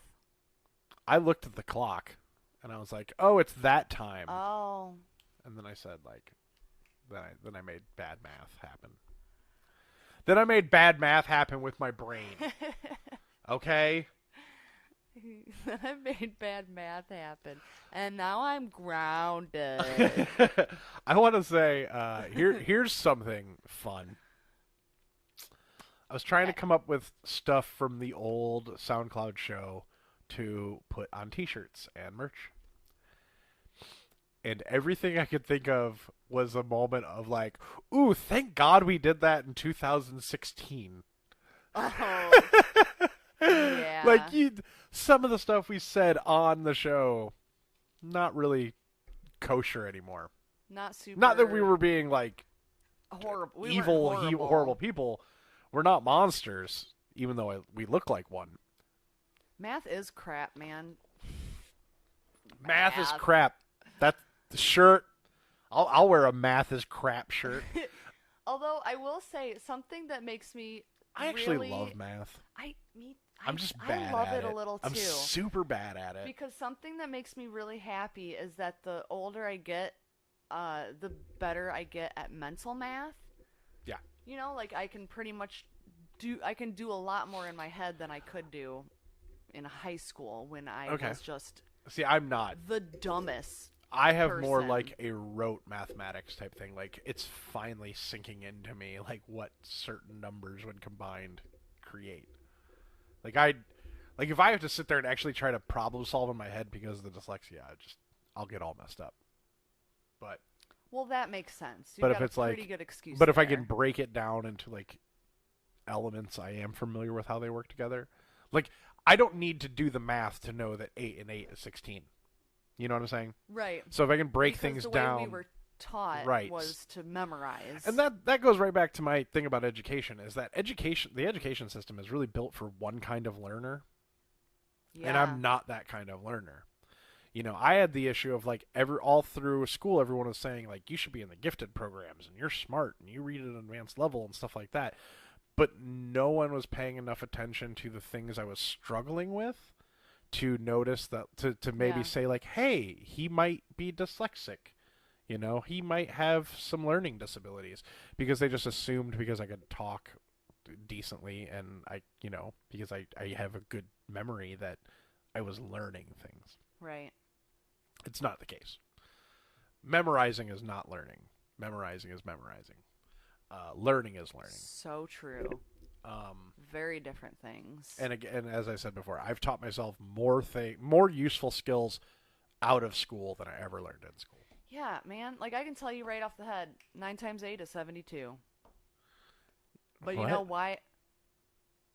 I'm sorry. You said a math problem, and my brain like short circuited for a minute. Whoa. Like you were just like, I know this, and my brain was like, wait, what? Like my dyslexia kicked in, and I was like, carry the one. That's the thing, is what I was saying is I know that 9 times 8 is 72. Yes. I'm looking at comments. Yes, But Bobby. Yes, Nishi. Yes, Emily. yeah. Oh, absolutely. So I know that 9 times 8 is 72, but I don't. I mean, I do, like, if I think about it, I know how it works. Right. And that's the other thing is I don't think math is ever But explained.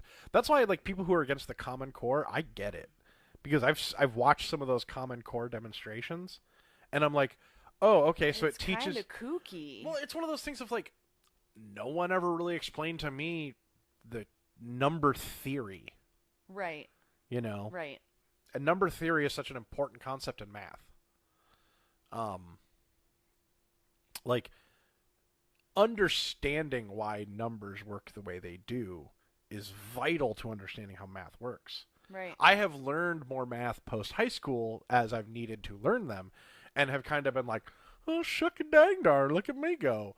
Because, like, I learned some math, and I'm not good at that kind of stuff. But, like, I didn't learn, like, I didn't just go to Google and go, like, how do you figure out this thing? And I didn't just pull up a calculator. I just said, like, this seems like something worth knowing, worth understanding. Right. And so I had to teach it to myself by like, you know, like,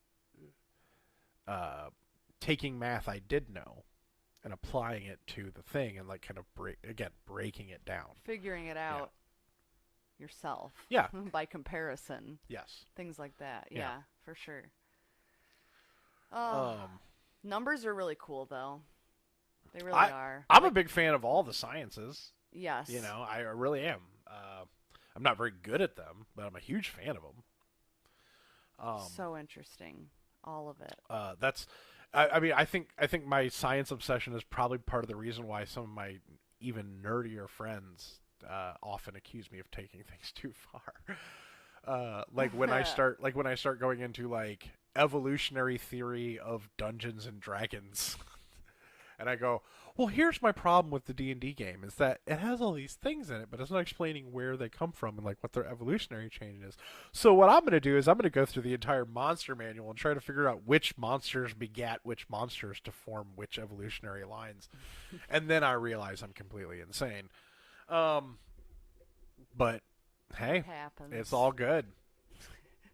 That's how you're writing a D&D book right now. Yeah. Because you're insane. Yeah.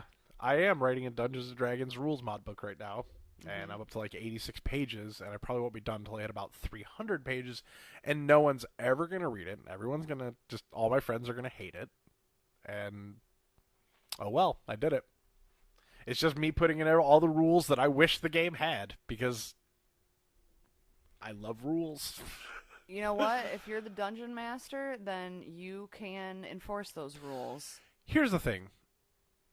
Dungeons and Dragons as a game is full of rules, and those rules are very specific in their nature, despite the fact that they are incredibly loose in their definitions. I will say this, if anyone is interested in reading my Dungeons and Dragons stuff when I'm done, I'll be happy to send it to you. But everything I'm doing, if you're familiar with the game, everything I'm doing is narrative focused, because as much as I love Dungeons and Dragons, at its core, 5th edition is a game about killing monsters. It's not really like the role-playing stuff is just icing on the cake. That's not what, but the cake is made out of fighting monsters. And as much as I love rolling dice and doing math to determine how good I fight monsters, it's the storytelling that matters to me. I want to create a story with my friends. So my rules are all about taking rules that I feel lack narrative, or rules that don't exist that I feel have narrative opportunities in them, and creating those. I can go into more detail later on a later stream. Go ahead and hit us up in the chat if you want to hear more about my Dungeons and Dragons rules. Aww. I want Tipple Tipple Toe toe. back as well. I do too. I'm actually wearing the Tipple Toe pants. I've gotten a lot of use out of them in quarantine. They're super comfortable. I have managed to save on laundry by just not wearing pants through most of quarantine. It's true. It helped that we didn't have any air conditioning. Yeah. Up until. But if you have talked to me A day online, at any point during any day over the last 2-3 months, I was not wearing pants. no, there is a good chance, there is like a 50% possibility that I was not wearing pants at the time. I didn't tell very many people that. I told a few people that. A lot of people in quarantine were not wearing pants. Yeah, but I was the one who was like, I would have a friend be like, hey, do you want to like have a Zoom call? And I'd be like, sure, just let me put on pants. In case I have to stand up. Yeah. And forget I'm not wearing pants. Oh my God, have you got has anybody besides me seen those like Zoom calls of like people jerking off and stuff like in their business meetings? Whoa, I haven't seen that. Oh my God, they're legendary. They're amazing. Find them. And I'm not recommending you go look at porn. I'm just saying, like, you can find videos of people like, all right, well, we'll get that done for you, Bob. Okay, great. See you later. And then, like, he's like, all right, this person's leaving, and the rest of us got to do another meeting. Right. So the Zoom meeting stays open.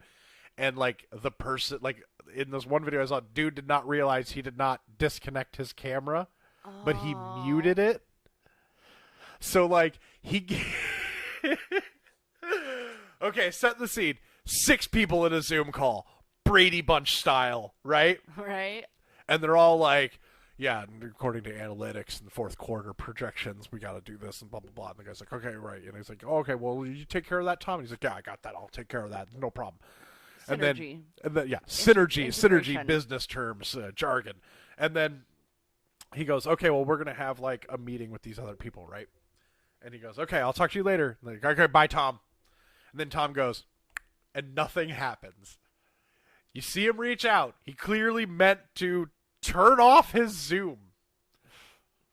But nothing's happening. And then he is clearly click, searching some stuff on the internet. But he doesn't know the Zoom call's still going because his browser window's in front of it. Then he gets up and walks out of the room. Meeting continues for like another minute, 2 minutes. Then Tom comes back into the room with a roll of paper towels and a bottle of Jergens. And the 5 people who were previously on the Zoom call with him are like, Tom? Then eventually it's just 5 people going, no! No! And Tom goes, leans back in his chair and whips it out. They got it cut off below the frame so you can't see it, but it's very obvious what's going on. And everybody in the call did exactly what I would have done. At that point, you're just there. You know? Can't look away. Like, no, it's not even about whether or not you could look away if you wanted to. It's not about that anymore. At this point, you are now engaged You're in it. Yeah, at this point, you are now in a situation. Yeah. And, like, the situation can only get worse. So you have to make the best of that bad situation. So if it were me, I would have just sat there and waited for Tom to bust his nut and notice. If everyone else left the call, You'd stay on. I to would see stay it on through. just to see. I wouldn't like be watching like, oh yeah, do it. But like, I would just be like, is Tom still jerking off? Okay, yeah, he is. He'll be done in 15 minutes. I know how these things go. And when he notices that he left that on, I'm just going to sit there and be smiling on his Zoom call like. If I had the other 5 people, I'd be like, you guys know we all got to clap and cheer when he's done, right? Like, the only way for him to never forget this is if we all clap and cheer when he's done. He has got to be not just embarrassed, but mortified with the knowledge that we all just sat here and watched. Can you Oh, imagine? that'd be sweet. You would have to quit your job. Of course you would. I mean, obviously, he's got to know at this point if he's on the internet. Look, I caught a look at myself in the mirror once when I was jerking off, and I like seriously contemplated suicide. So, like, I can't imagine what that person's thinking of. Bad joke, man. I'm just saying, it's not a like You don't like this. you don't like this. You don't like this. Accurate. Yeah, I'm just saying, like, it's not a pleasant thing. It's like we had on our. That's another thing. Hopefully today we're going to get on and play some Jackbox games. So we'll be putting the message out for that.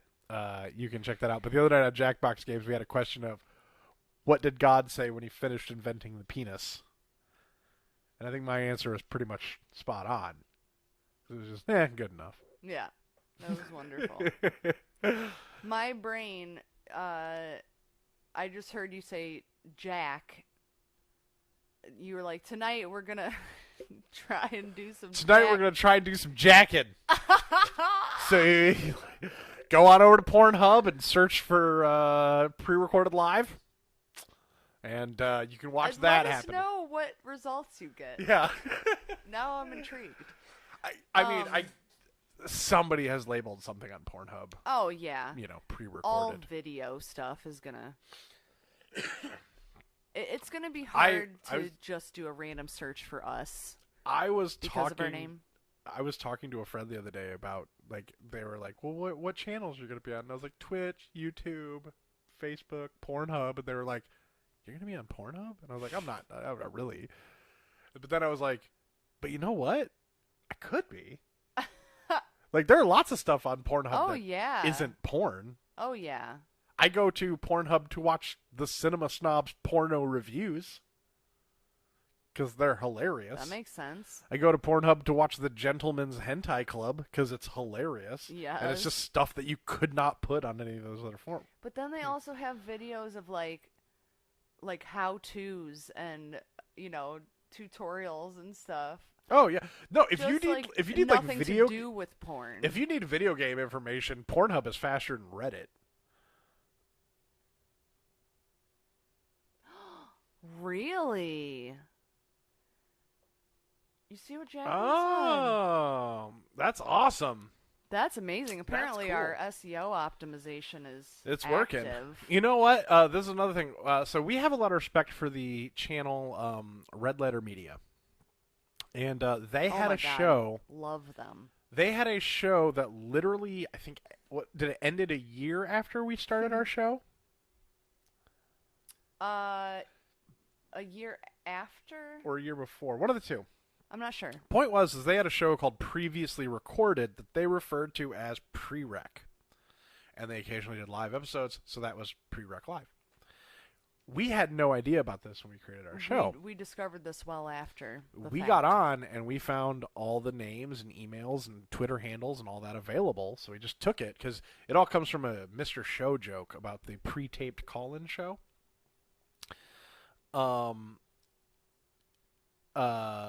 Emily is learning so much today. So the pre-taped call-in show was just a hilarious sketch, and I just said, oh, we should call ourselves Pre-Recorded Live, so we did that. And we've got all the names and all everything. That's fine.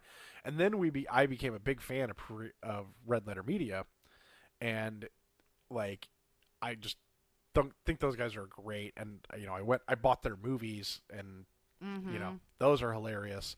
And they're incredible. They're incredible. And then when I found out about Previously Recorded, and I was like, oh no, I don't want to seem like I'm ripping them off. But then eventually I was like, oh, they canceled the show like right as we were starting. So I think we're okay. So there you go. So yeah, that happened. There's Can you a little believe it? Scoop. There's a little scoop. Can you for believe ya. that hot take? What a hot take. I got a hot take. You ready for this? Yeah, I call it fate too, girl. Fate. Here's a hot take for you. Fireworks are overrated. And On they're 4th of July, I'm going to also say that. terrifying for animals. I don't care about that. I do. Butt face. Oh, I'm sorry. Seriously, yes, we have too, on and off. Yeah. Like, just random fireworks almost every night. I mean, don't get me wrong. Yeah, Fireworks are fine. same. I don't have a problem with fireworks. I was just trying to give a hot take that wasn't a hot take, and I failed miserably. I like a nice fireworks show. You know, who doesn't? The salute to fireworks.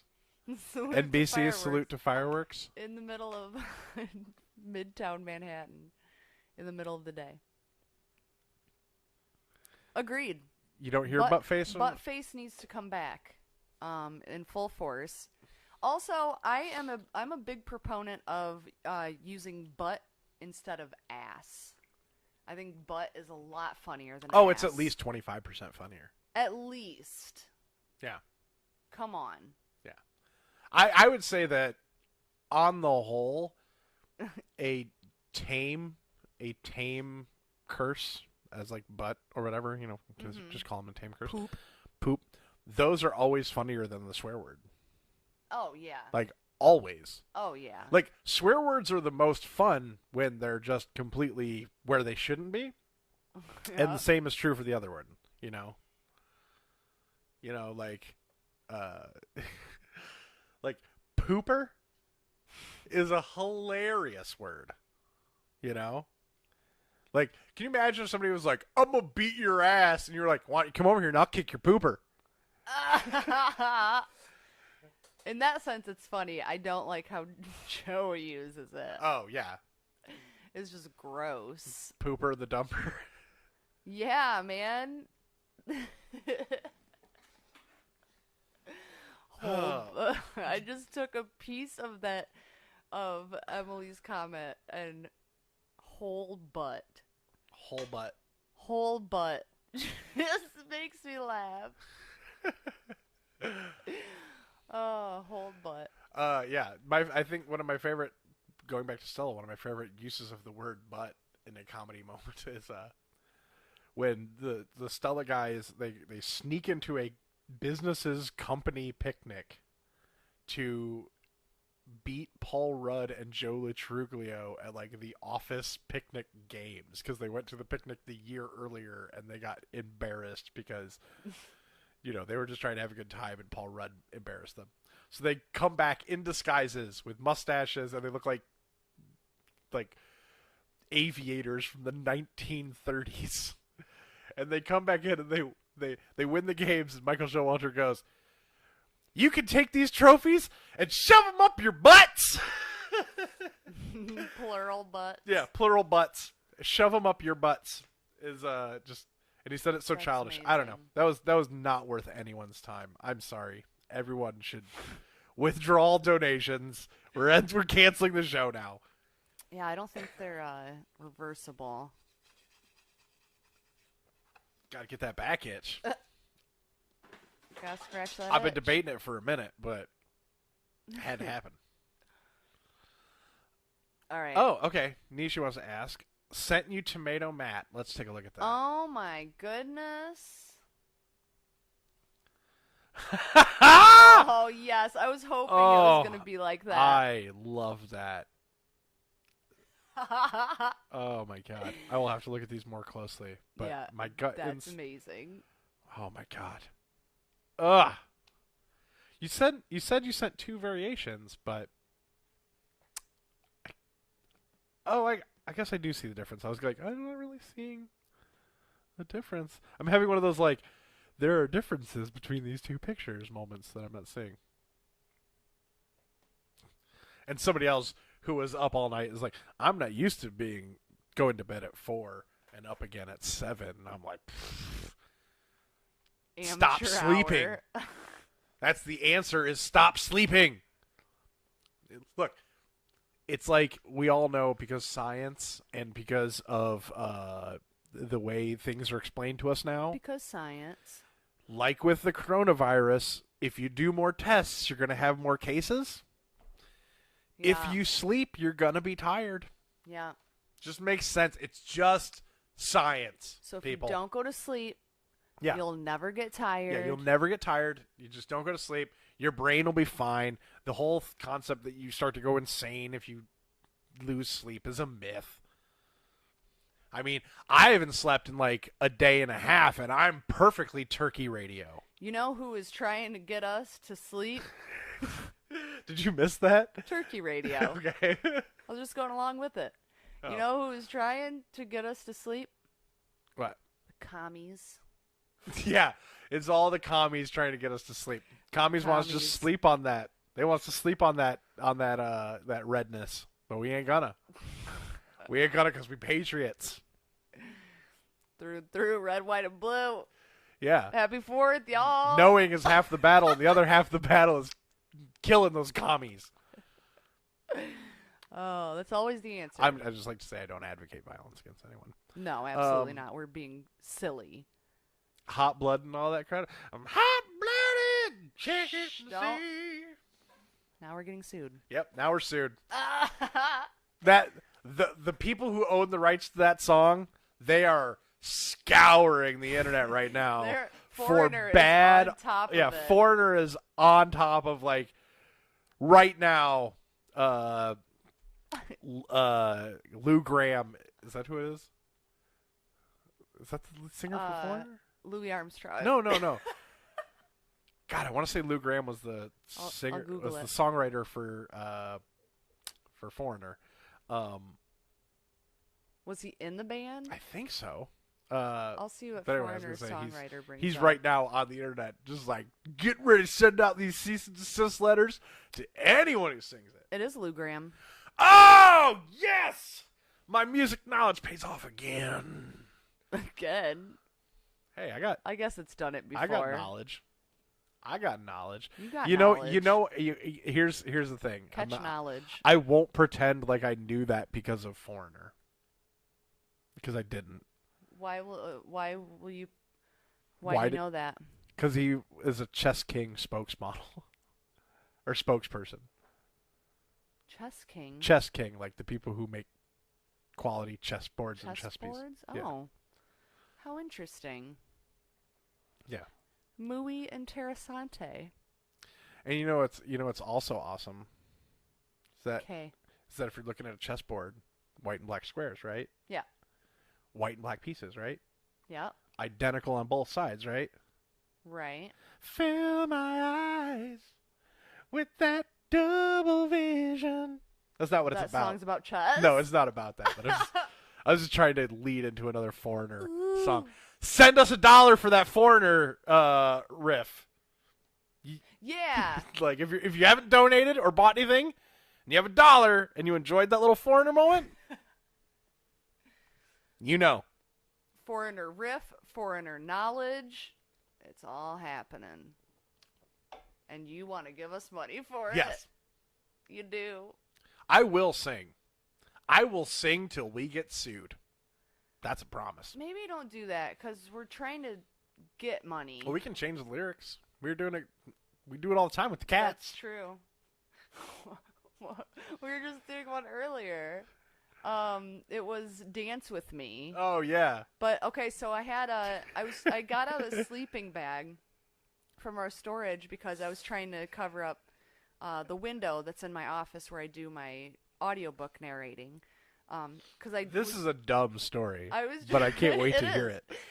So I'm just trying to block out the sound of our new air conditioner, which is right outside the window.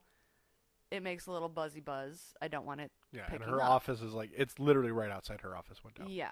So I'm trying to put the sleeping bag up. It's not working. It's too heavy. I don't have the right stuff. So I was like, you know what? Just forget about it. It'll be fine. Which it was. It was fine. So I took the sleeping bag back out. This is a really dumb story. Took the sleeping bag back out. Oh, I can't wait. And I set it down on our ottoman where our baby boy Sebastian loves to lay. Yeah. And I came out. I actually have a picture.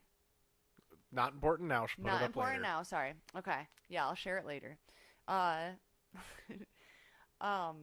He was laying on the sleeping bag, and it was very cute. And then I told you about it, Yeah. and Matt was like, "Yeah, I know." I came up to him, and we were saying he was camping. Yeah. And Matt was like, yeah, he loves camping. He was giving me kisses. Well, what I said was, yeah, he loves camping. Because you were like, Sebastian's camping. And I was like, he loves camping. I walked up to him earlier, and he was like, hey, Dad, camp with me. And then you started singing Camp That's with me. it. Yeah. Yeah. Camp with me. I got my sleeping bag, oh, can't you see? Sleeping bag came later, was but I it? can't remember. The night is calling, the fire is warm, and camp with me. I don't know. It was cute. It was a cute, Camp stupid with couple me. moment. You're gonna ruin the magic if you try to figure it out.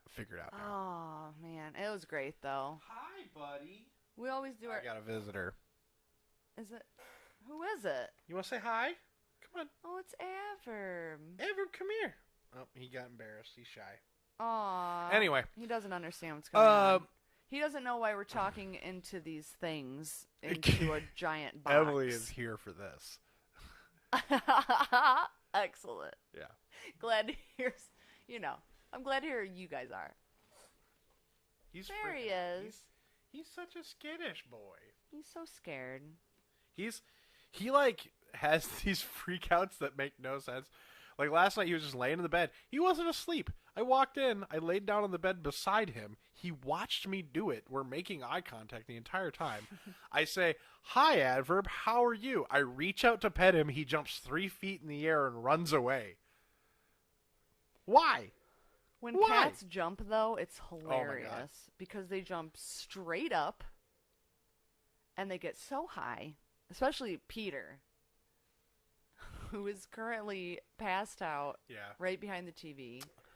All right, if we're getting cat moments, I think they're, and judging by the amount of kisses I'm getting, it must be food time. Is it? Is it not? I'm like, Not this quite. that's dead air, and that's killing us. I was giving you an opportunity Sorry, I was thinking. to take a break. Oh. If you do not want to take advantage Wink, wink. of that break, It's cat feeding time. do you see what I deal with? Can you see me winking? Yeah. Do you see like I am oblivious to social cues There's and Adverb. female signals. Can you believe what I ended up with? Like it only makes sense that my inability to read social cues and like signals would mean that the only person I could ever form a healthy, lasting relationship with is someone who you can literally say exactly what you're thinking, and just no. That's no. It's not necessary. It's like, hey, I'm getting hungry. You want to eat something? Why would we want to do that? You just said you were hungry. Oh, I see what you're saying now. I'm hungry, so I should eat. That's like a thing. That makes sense. That makes sense. Oh. Camp with me. I want to be your camper, can't you see? Something about a camper. You just camper. Camper, camper, camper, camper, camping. I do remember getting to the line, night is calling, and I kept it because it just made sense for camping. I would say with 90% of the just kind of like, calling. let's sing a song with new words that happens organically in a relationship. There's always at least 2 lyrics that just get kind of That just still immediately fit. transposed right over to the other song. Hi, Sebastian. You want to say hi to everybody? Come on, buddy. Oh my Good goodness. boy. This is the boy. This is our miracle You want baby. to show everybody how cute you are? Aw. He's so sweet. See if we can get his purrs on the mic. Aw, hi, buddy. Hi. Yes, I love you too. Oh, now it's bath time. I love you too, buddy. Yeah. Look at that. All right, He tucks. Yeah, I think we're gonna take a break. Sebastian is demanding my attention. It's true. I need to make a little more coffee. Yes, I could also use another cup of that horrible bitter black water. And I need to take I hear the your medicine purrs. I do have. Ow! No bites. Ow! He got me. He got me with his claws. Yeah, the other day he pulled straight up on my All right. skin and bit. When we come back, Yes. in a little bit. Excuse me. Hopefully, I won't be as gassy. We'll do some more super weird conversation. Yeah, we'll pull another card out of the deck. We'll see what's going on. Thank you guys so much for sticking Thank you everybody around. for hung out. I think this is the first episode of Percolated Live. There you go. I can't stop burping. Gas is falling out of me. So Gas is falling. my butt is calling poopy me. Oh, my right. goodness. All right, we'll be right back. Okay, we'll be back. Bye. Bye, bye, bye. Bye. Bye.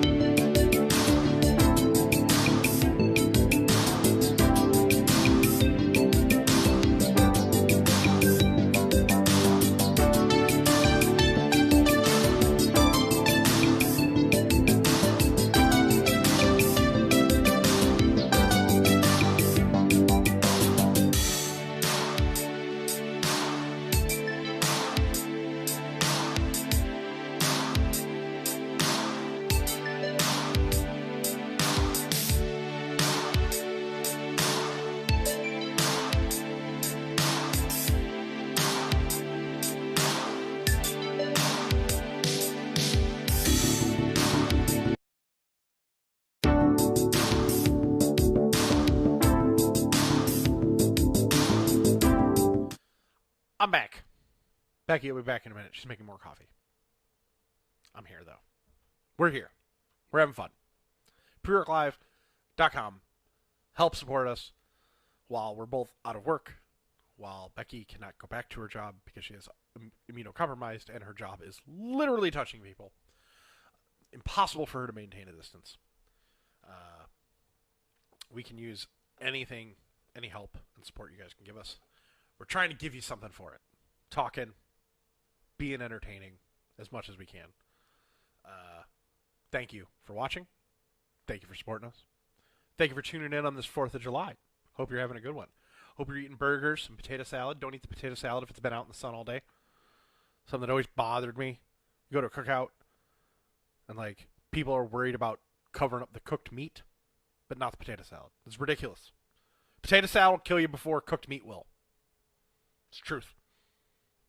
Lecture over. All right. Let's get back into stuff. I do hope everybody's having a good 4th of July. I hope everybody's staying safe. They're saying now that this could be the situation for the next several years. It is what it is. We're going to get through it, people. Together. You, me, all of us. Together. Rocking it. Yeah. If you're just joining us, we're Pre-Rec Live. It's a bunch of some nerds from Ohio. Just talking things, playing video games. We're going to do a bunch of fun stuff. We're all about just chatting, talking, playing games. We'll probably play some Jackbox games a little later. Those are a lot of fun. We don't have as many as we'd like, but eventually we'll get some more. Your donations will help us do that. The more money we can bring in, you can buy merch, you can give us money. Anything you want to do to support us is going to help us out, allow us to increase the quality of the content we can give you. Just some things down the road that we want to get. We want to get better cameras so that our image is full HD. We want to get more games to play, more equipment and assets that we can use to create this, in addition to just keeping a roof over our heads and keeping the lights on. So thank you very much for joining us. I thought Becky'd be back by now, but apparently we're not. I'm just waiting on my coffee. I guess we'll go back to the deck. Back to the deck. Podcast deck. Let's see what we got. What I am struggling with this week. That's a good card. What I have been struggling with this week is my confidence levels and my anxieties. I have some severe anxiety issues. If you watched me on the Great Food Truck Race Season 5, you saw me have a panic attack in front of the entire country. There are members of my family, like my immediate family, who didn't know my anxiety was that bad. Mostly because I tend to retreat when I get into those moments, and that was an instance where there was nowhere to go. So I've been dealing with that a lot lately. This week I have been I've been nervous about this. This is a gamble. This is something you can only hope people will enjoy and support. I'm not a professional at this. I'm not anything. I'm not anything to almost anybody. But what I am is just a guy who likes this kind of stuff. Producing content is extremely enjoyable for me. So if you're watching and you're enjoying this, please hit that like button, hit that subscribe button, hit that follow button. Every interaction you make with one of our posts or streams helps our channel. And every donation you give us helps us do this more, be able to devote more time to it, and be able to bring you better content. And that's what we want to do. I'm not looking to get rich off this. I don't think any of us are. I didn't start this to make money. That was not the reason I wanted to do this.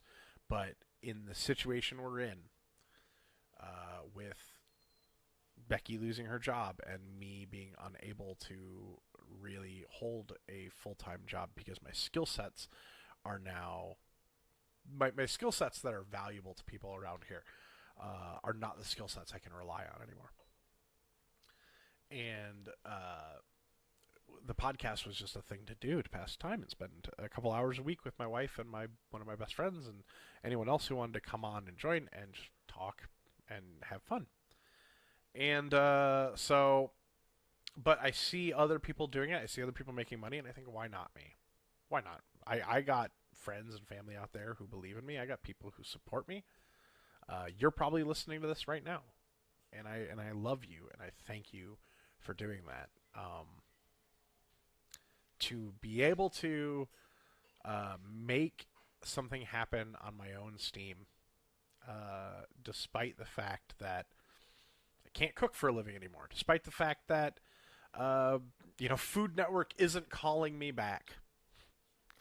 I have to take a stab at what I can do, and what I can do is I can talk, and hopefully you can find it entertaining. Thank you, and hot. And what I can do is talk, and hopefully you find it entertaining, and hopefully we can have some fun together. So that's what I've been struggling with this week, is whether or not this was going to play out. But I'll tell you what, the donations we've received and the merch you guys have bought have shown me that I'm a blessed individual. And so thank you.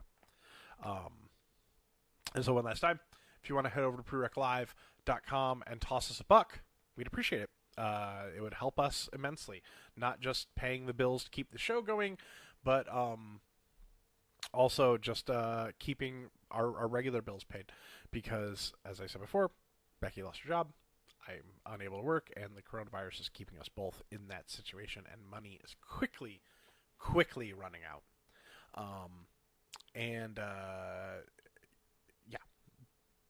Becky and I have spent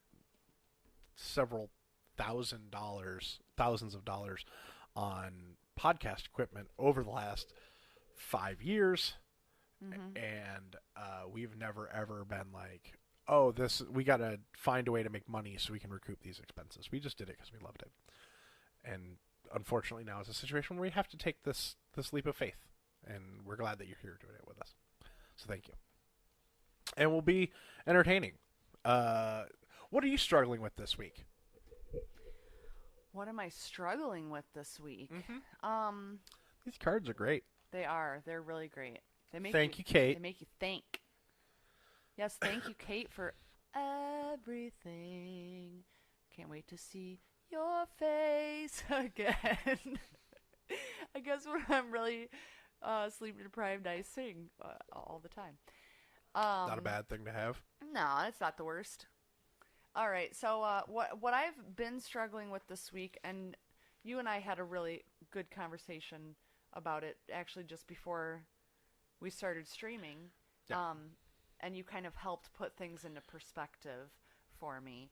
But I was going back to the whole college thing, and why I was taught you go to college after high school, right, is because money is extremely important, and you need to make lots of money, and you need to be super comfortable financially. And we're not saying that's a bad thing. That is not a bad thing.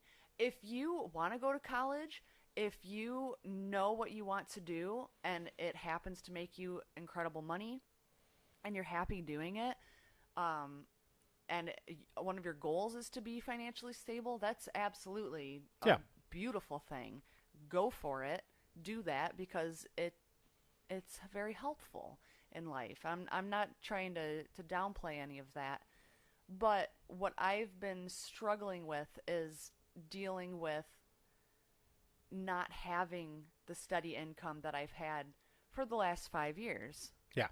And kind of very quickly jumping from being employed at one place for 5 years, and then the pandemic happening, right, going on unemployment, then losing my unemployment, and having to make a very quick transition into self-employment, Yeah. which is something Like that self-employment by virtue of the fact of no other options no existed. other option. Yeah. Yeah. So I and this is something that both We of us live in a service industry area. yeah. Like there are not a lot of jobs in our area that are not in direct contact with people. And we live in a Yes. small rural area that Hey. yep, they're destroying that. I'm ready to throw that thing out. But we live in Yeah, a it's small trash now. rural area that, for the most part, is a lot of people had the opinion around here that we were fine. Yeah. And now we're a hot spot. Yes. So even if like we wouldn't be in this bad a situation if Becky could return to work next week or the week after, if this was Safely. over. If she Or could if this safely, was over. Yeah. if she could return to work without risking killing the both of us, because that's the real thing. That's what's really going on. Yeah. So, and self-employment. No, you didn't miss much, Nishi. Oh yeah, no. It was mostly I'm not sure what you were even saying, but I was making coffee. Yeah. Aw. Love and hugs to you. Love and hugs to you and Indeed. everyone else. And everyone. We love you guys. But basically, self-employment has always been a goal for Yes. both of us. Yep. But we never really thought like it was going to be just like a jump cut. We viewed it as a process. Exactly. Like, okay, we're gonna, keep Start this doing form of this. employment Yep. going, keep that safety there, and then, once we start making enough money on our own, we'll be able to transition. Right. And that's just not how it's going. And that's okay, because you know what? I am honestly seeing this as a blessing, Yeah. because this is giving us the opportunity to jump into this. And we have no choice but to jump in head first. Right. Like, And we didn't want to be out here every 20 minutes saying, like, hey, if you can toss us money, please, we could use it. But that's the situation we're in. that's the situation. The situation we're in is do this and hope that people find it entertaining enough that they want to give us a couple bucks, or sit here and wait to run out of money and, be Question mark. question mark after that, I guess. And not that anyone would let us go homeless. I don't think, I've always maintained that people will help if you need them to. I've experienced that enough in my life that, like, Yes. oftentimes people who you don't expect will show up when you most need them. Yeah.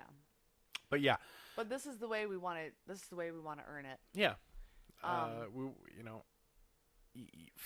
Please jump in the chat, talk to us. Like, we're doing this because we got nothing better to do. Like, not that we don't, like, there's other things we could be doing, but they're not going to be any more of a surefire way to keep ourselves afloat than this. And this is something we've been doing for 5 years on Right. audio only podcasts. And our reviews have been consistently good. Yeah. And, like, we get people who miss the show when it's gone, and we miss doing the show when we're not doing it. Yeah. And honestly, like, I would stream all day if I felt people would watch it. So, like, it is what it is now. And I've never been a person short on ambition. This is true. I may occasionally be short on intuition. I may be short on foresight sometimes, but never short on ambition. Yeah, Becky and I had a long conversation today about just money and how much money sucks. And I basically had to explain to her that I've never had money. Like, I grew up pretty poor. Like, we didn't really, how to describe it? Because I don't want to throw my parents under the bus, because they did an excellent job with the information they had and the upbringing they had. And that sounds like my grandparents are bad. My grandparents are wonderful, beautiful people. But it was a transitionary time. It was, again, no one knows what they're doing. So, but we grew up the same kind of mentality of like, you need to go get a job, you need to make money, and none of us ended up doing that. Okay. It's probably just my laptop. Yeah. Because it's a silly goose. Hopefully it is. My laptop, unfortunately, doesn't like to play things that stream. Yeah. I don't remember exactly. Oh, yeah. So, yeah, growing up, it was always, you got to go get a factory job. You got to go work somewhere. Never sounded solid to me. I would consider myself to have a good work ethic. When I was cooking, I had no problem going and pulling a 20-hour day in a kitchen. I loved it. I lived for it. But now I gotta do what I can do. I gotta do what I'm physically capable of doing, and this is it. And I know that like I talked earlier about parents and authority figures systematically crushing your dreams with the best of intentions. It's all true. It's all true. But money is not something I have ever.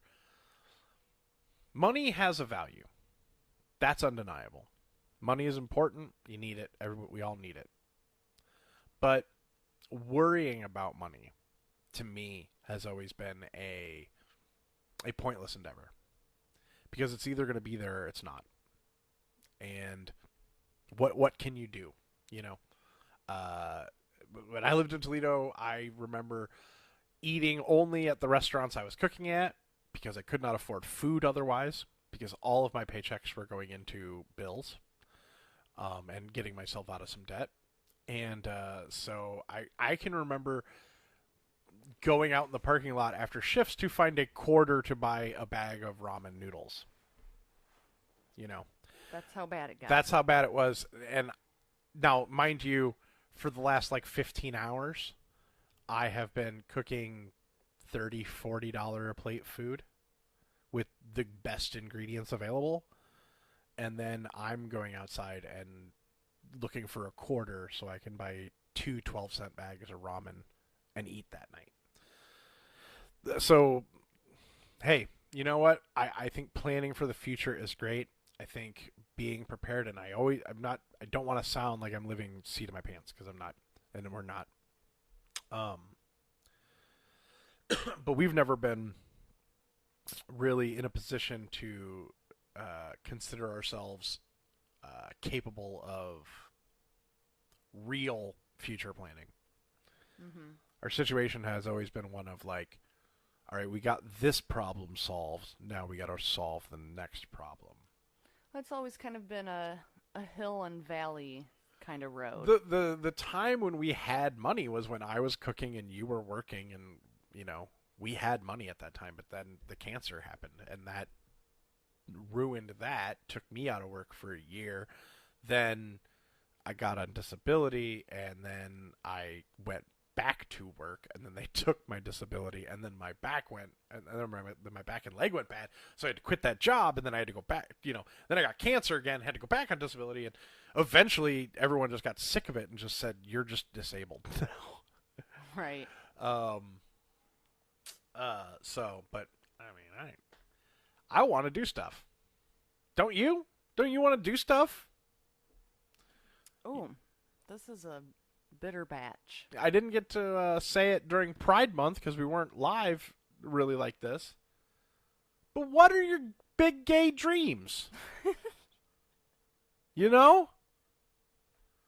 Everybody's got dreams, and they're all gay.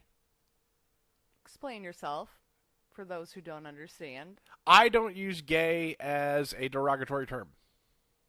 Nope. Because gay people are amazing. We love LGBTQ. I can't remember all the letters because I know there are a lot of them now. Point being, we love everybody. Everyone. Yeah, we love everybody. But like, seriously, gay people are amazing. And if you don't see that, something's wrong with you. Mm-hmm. Like, did you ever think about what your dreams are? Nobody has a dream that is straight. Nobody has a straight dream. Our dreams are full of pageantry and over-the-topness. And, like, just, taking it to the extreme. Our dreams are a drag show in our heads. An amazing drag show.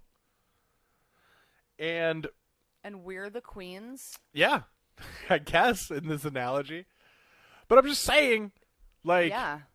if somebody asks you your dream isn't like, well, I just want to, like, eat a can of soup and watch The Mentalist. The Mentalist.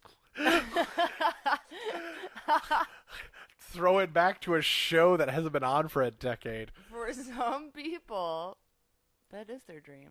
Some people do have straight dreams. Am I okay? I think I'm okay. Am I sure I don't need a nap? I might. I don't know. When he's had plenty of sleep, he talks about his big gay dreams. Yeah. It's because it is. Yeah. Like, I want to hear your dream that's like over the top, in your face, on fire, pageant filled. The most, like, I want to hear about, like, I want to skydive with a glitter parachute on a rocket powered jet ski led by dolphins. That's the big gay dreams I want. Yes, this is a serious request. Tell us your big gay dreams, please. Yes, please. You had me at glitter parachute. I'm saying it's fabulous, right? I would live for that. I wouldn't go skydiving. We got to get Tim Murray on this show. But yes. Yes. You know what?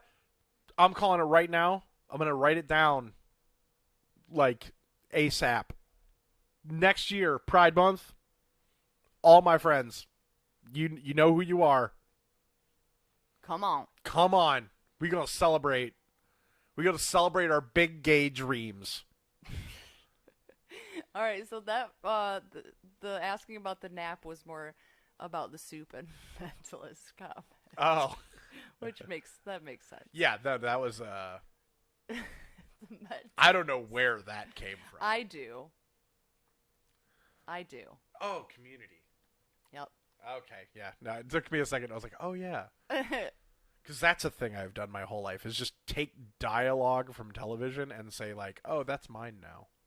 That's mine. I invented it. That's mine. Which comes from A Christmas Story. Ooh, okay. We have a big gay dream. All right, tell us your big gay I'm dreams. going to read it out loud. So this is Nishi Studios. She also wants to be self-employed. Good for you. Yeah, hell yeah. Every cool person I know is self-employed. Just about every person I know. Just about. And it's getting there. All right, so... Sharp toenail. I had to pull it off. Oh, my goodness. No, I had the whole toenail. Oh, okay. I just had to pull off the sharp bit. So she wants to have her own shop selling her work. She wants to be printing her own prints, making her own stickers, having days where she's packing goods for people and mailing and not having to worry about how much mailing is versus profit.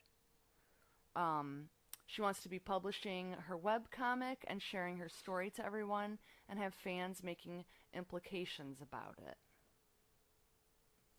Do it. That is a beautiful gay dream. Yeah, that is amazing. And do it. Yeah, do it. You're already on your way.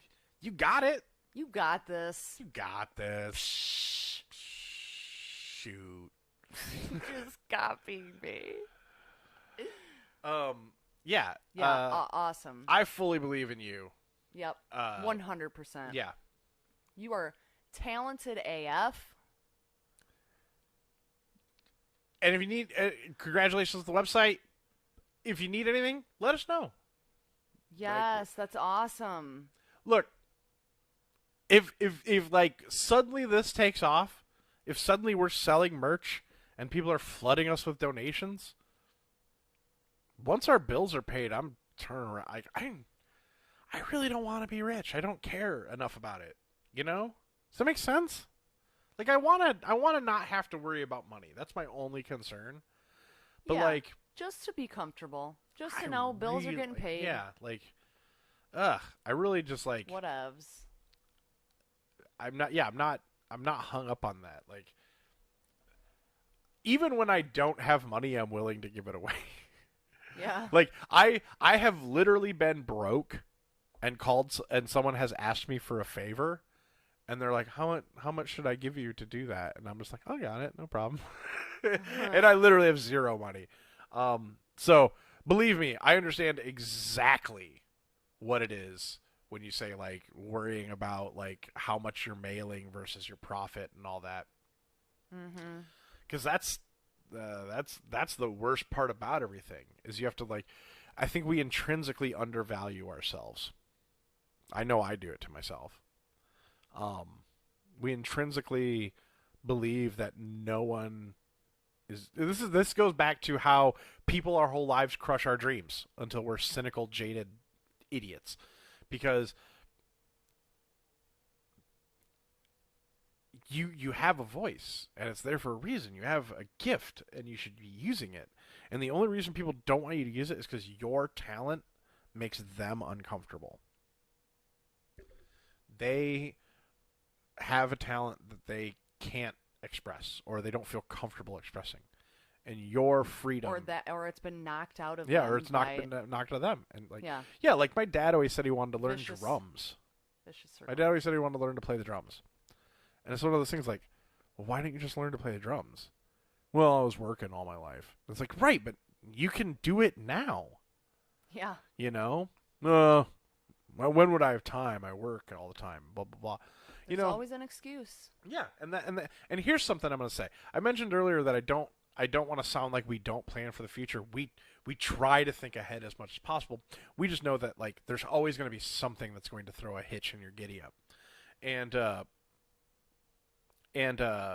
so my opinion and the way I believe in things is that you should always be prepared for whatever's going to come. But you should never tomorrow's not guaranteed, so don't sacrifice today for tomorrow. It doesn't cost a lot of money. It doesn't have to cost any money to enjoy yourself. It can sometimes cost a lot of money to enjoy yourself. But that's where the weighing comes in. Like what is the psychological value? What is the emotional value of spending that money? You know, we live really lean lives. We do. You know, you might not think it when you look at all the trinkets and books and DVDs and video game systems and the computer equipment and all that. You might look at us and think like, "Oh, look at where their money goes." But what you're looking at is 10 years or more in some cases. Like this DVD collection I've been building since the format came out. Also, a lot of gifts. Yeah, a lot of gifts. We don't have to justify our lives to anyone. No. But I'm just saying, optics are a big thing. You know, there's probably somebody watching there's probably somebody who has watched this since we started who would roll their eyes and say, why should I give them money? You know, somebody has looked at the Facebook posts we put out asking for help and rolled their eyes and dismissed it and just considers us, you know, freeloaders and failures and, you know, whatever, like layabouts. But the amount of work we have to put in to do something like this, the amount of like learning technology that goes into something like this, the amount of emotional risk that you put into this, the amount of vulnerability you have to bring to something like this is not for some people. Some people won't be able to do this. Some people won't be able to sit and talk and just let what's going to happen. So thank you for listening. I'm rambling. I'm starting to feel the, like, 40 hours I've been awake. The sleepy bits. Point Hashtag being, comfy life for life. yes. Absolutely. And point being, hashtag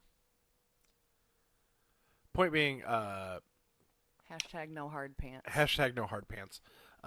Point being, though, that, like, for the love of God, follow you dreams. Follow you dreams.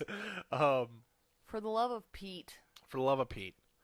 So yeah, like, take the time to take care of yourself. That's what I'm basically getting at. Is that, you know, you have to weigh things, you have to decide what the value of things are. But, like, for me, if we run out of food, we're out of food. Like, that's how it is. There's nothing you can do about it really at that point beyond just, like, solve the problem, you know? Like, it's not going to do you any good to sit there and go, like, oh my God, we're out of food. You run out of food, you run out of food. And you just say, okay, who can we ask for some food, or how can we get some food? Mm-hmm. There are places with food for those who can't afford food. And you just, you solve the problem. And that's basically what I'm getting at, is that, like, I don't need money as long as because I've already invested enough in us and our life that, like, if we run out of money, we can address that problem rather than, like, because I feel like that's why some people had difficulty with quarantine. We have had kind of not a bad time with quarantine at all, and I think it's because we have the home theater. It's because we spent what, $200, $200 last year on a screen and a projector. You know, we get to have that movie experience at home, which we're gonna do tonight on Discord about 10 o'clock. We'll be putting that out later. Oh yeah. But you know, we did that, and we filled our freezer full of food, and we made sure, because we knew these lean times were coming. We hoped they would be the end of this month and not the beginning of this month, but this is the situation we're in. Mm-hmm. Can't plan for these things. So, you know, hey, enjoy it, because tomorrow's not guaranteed.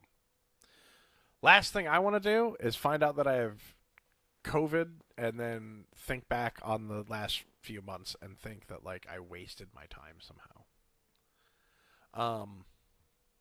But yeah. Oh, hearts, love you.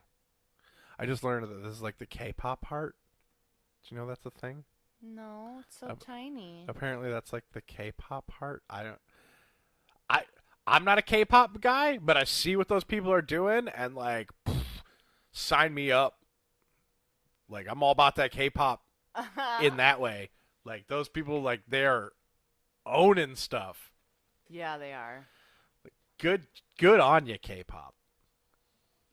They're blowing it up. But I saw that the other day, which is like, oh, that's a heart. I was like, I get it, but like, how many different ways to make a heart do we need as people? Let me see it head on. Aw. Yeah. That's cute. Yeah. You know. I mean, of course it's cute because it's K-pop.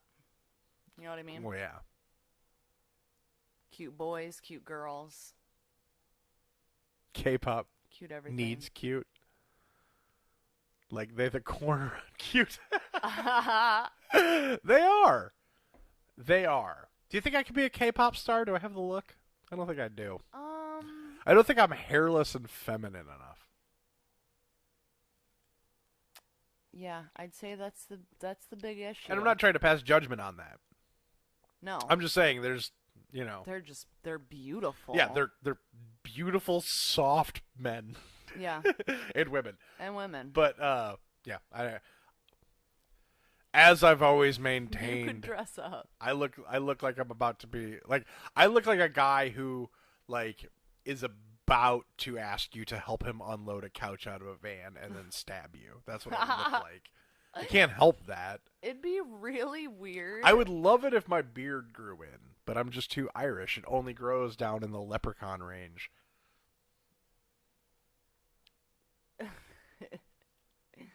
It'd be really weird if you tried joining a K-pop band, or if you started a K-pop band You're making me want to just make a K-pop video starring me. with you in Yeah. it as the Yeah. lead singer. Yep. As every member of the band. Just me in different, like, colored hipster wigs. No, I think you need to be in it with the other the existing members behind you, like dancing and. Okay. So I need to So, find. so I that need. you're so out of place. So I That's need to why it's find funny. like I need to be the fat one, the NSYNC fat one of a K-pop band. Is that what you're saying?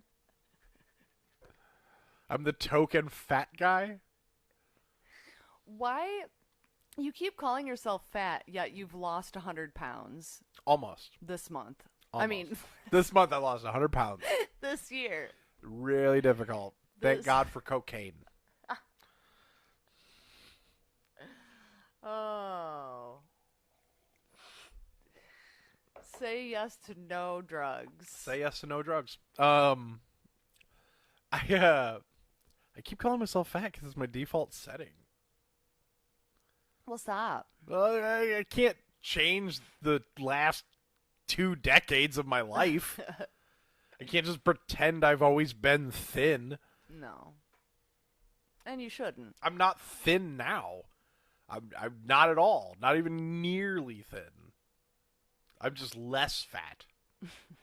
That's the difference. All right. All right. Uh-oh. We put Nishi on a K-pop road. Sorry. Sorry. Here's the thing. I know nothing about K-pop. I only know like the glimpses of K-pop I see. Mm-hmm. Same here. I'm more of a guitar wolf when it comes to Asian bands. I'm more of a rock and roll crazy nights. Oh. There you go. K-pop hole is not good. K-popple? K-popple. K-popple. K-popple. Okay. It's 11:30. I think both of us are going to need to go to sleep. And we're going to... It's becoming sleepy time. I think we can go get some hours in while everybody's out at the Smowers. barbecue. Or out at their 4th of July gatherings. And Uh-huh. we'll be back on later tonight. We're just Yeah. gonna go get a couple hours of sleep. We'll be over here social distancing I only need like with our eyes closed. 4 hours, and I'm gonna be ready to rock and roll. You heard it here, folks. At some point, I gotta put together my drive-in movie. I'm drinking coffee and it's doing absolutely nothing. Aw, Nice girl. you're the best. I can't wait to put all your stuff on merch and then just give you money. I know. I just want to get. Honestly, I would rather make money to give to Jacqueline than to be like, give me money. Hey, you want to give me money so I can talk on a microphone on the internet? Lord knows the internet needs another chubby nerd, a chubby white nerd telling us what we think. Hey, at least you changed it from fat to chubby. Progress. It's baby steps. Yes, we will be closing the stream, right? Yeah, we're gonna close the stream. I think we'll be back. Hopefully, we'll be back around 4 or 5. I'll let everybody know. I might not even go to sleep. It really 'Cause depends. he's crazy. It's not that I'm crazy. Hey, thanks for following us. Yeah, thank you. It's not that I'm just not tired. You know, like I'd love to go to sleep. I lay down. I try to go to sleep. I can't sleep. What am I supposed to do? Yeah, it happens. Like I if you hit the 10,000th sheep, you know, you start to reconsider whether counting sheep is working. Does anyone ever really counted sheep? That always seems like such a dumb thing to me to say. It's a dumb phrase. Now, like, The I'm counting going to sheep assume its origin is like there's a pasture and a shepherd out there, and he falls asleep counting the sheep, making sure that they're all still there. Mm-hmm. I'm assuming that's where the origin of the phrase comes from. However, it seems like a dumb thing to say. No sheep counting here. I stare at the closet till the shadow in there goes away, then sleep. Yeah, I don't know. I'm pretty.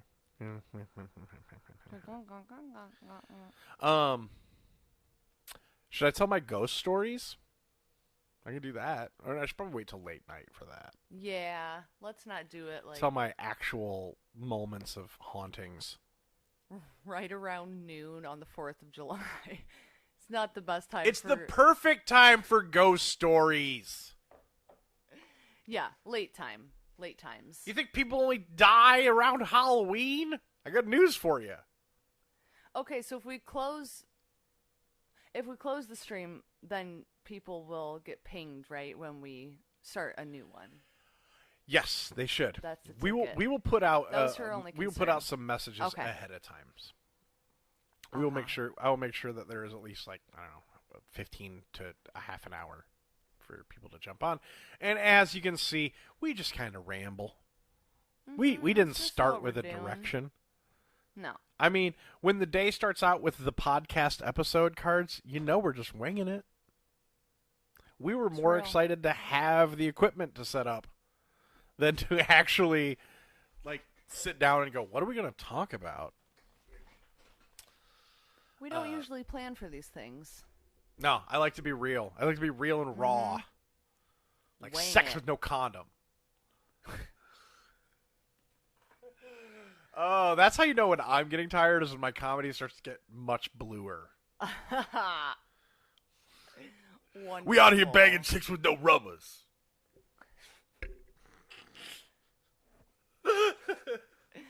Oh, man. Crazy boy. All right. You're leaving. I'm like getting ready to just keep going.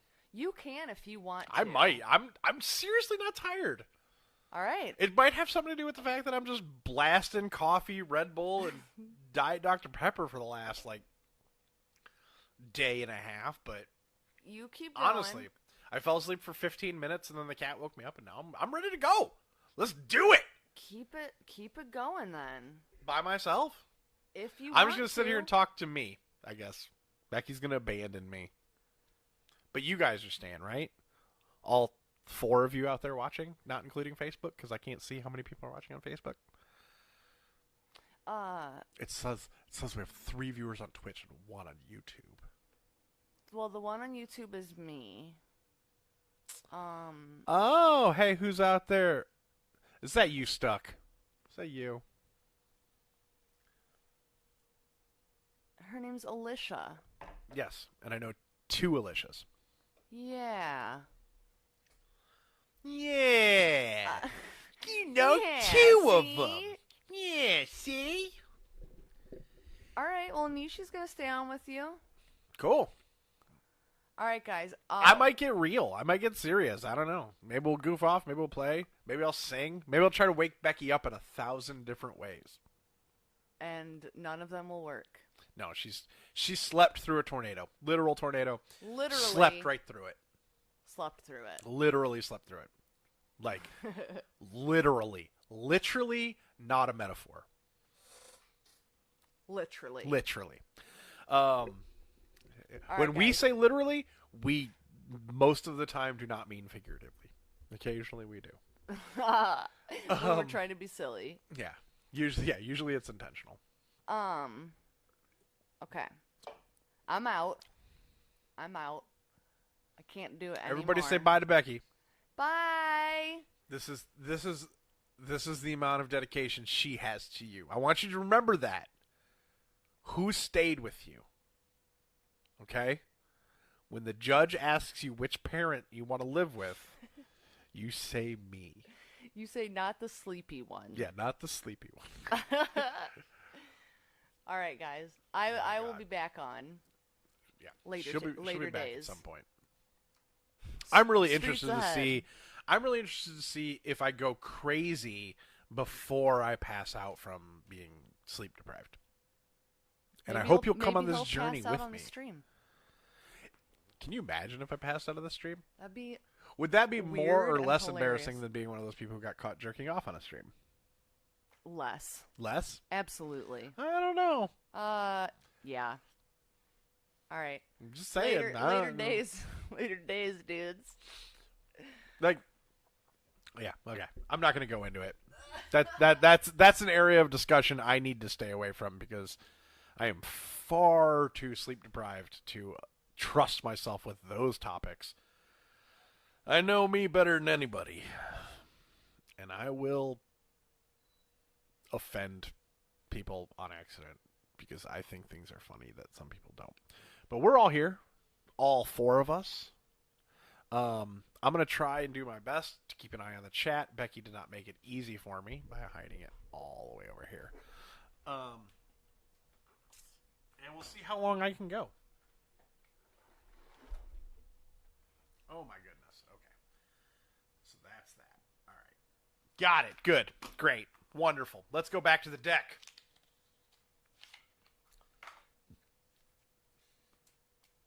Back to the deck. Yeah. Figure out what I'm going to talk about. I also have an interview deck. I could interview me. I could interview me in different voices. Ooh. Hey now. What is that? What is that going to happen? What? I don't speak words that make turquoise anymore. That was intentional. I'm not crazy. I'm not crazy. You ever notice how the more you say you're not crazy, the more crazy you sound? It's fun, isn't it? All right. Ooh, book review. My latest read. What was the last book I read? Let's see. I just finished a H.P. Lovecraft collection that I absolutely loved. I think H.P. Lovecraft has such a command of prose. He can craft a sentence that can chill you to the bone. In my opinion, the opposite of Stephen King. Not that I have a problem with Stephen King. I think Stephen King writes characters exceptionally well. His plots, terrible. Always just pretty much terrible. And that's not even counting the fact that most of his plots are stolen. Like, not out and out stolen, but I mean, it's like he saw a movie from the 1950s, and so he decided to take that movie and then just retell the story with different characters. That's kind of what I've noticed he does. So yeah, I finished the H.P. Lovecraft review, the H.P. Lovecraft book. That was great. Before that, I read some Robert E. Howard, and I'm also reading Patrick Rothfuss's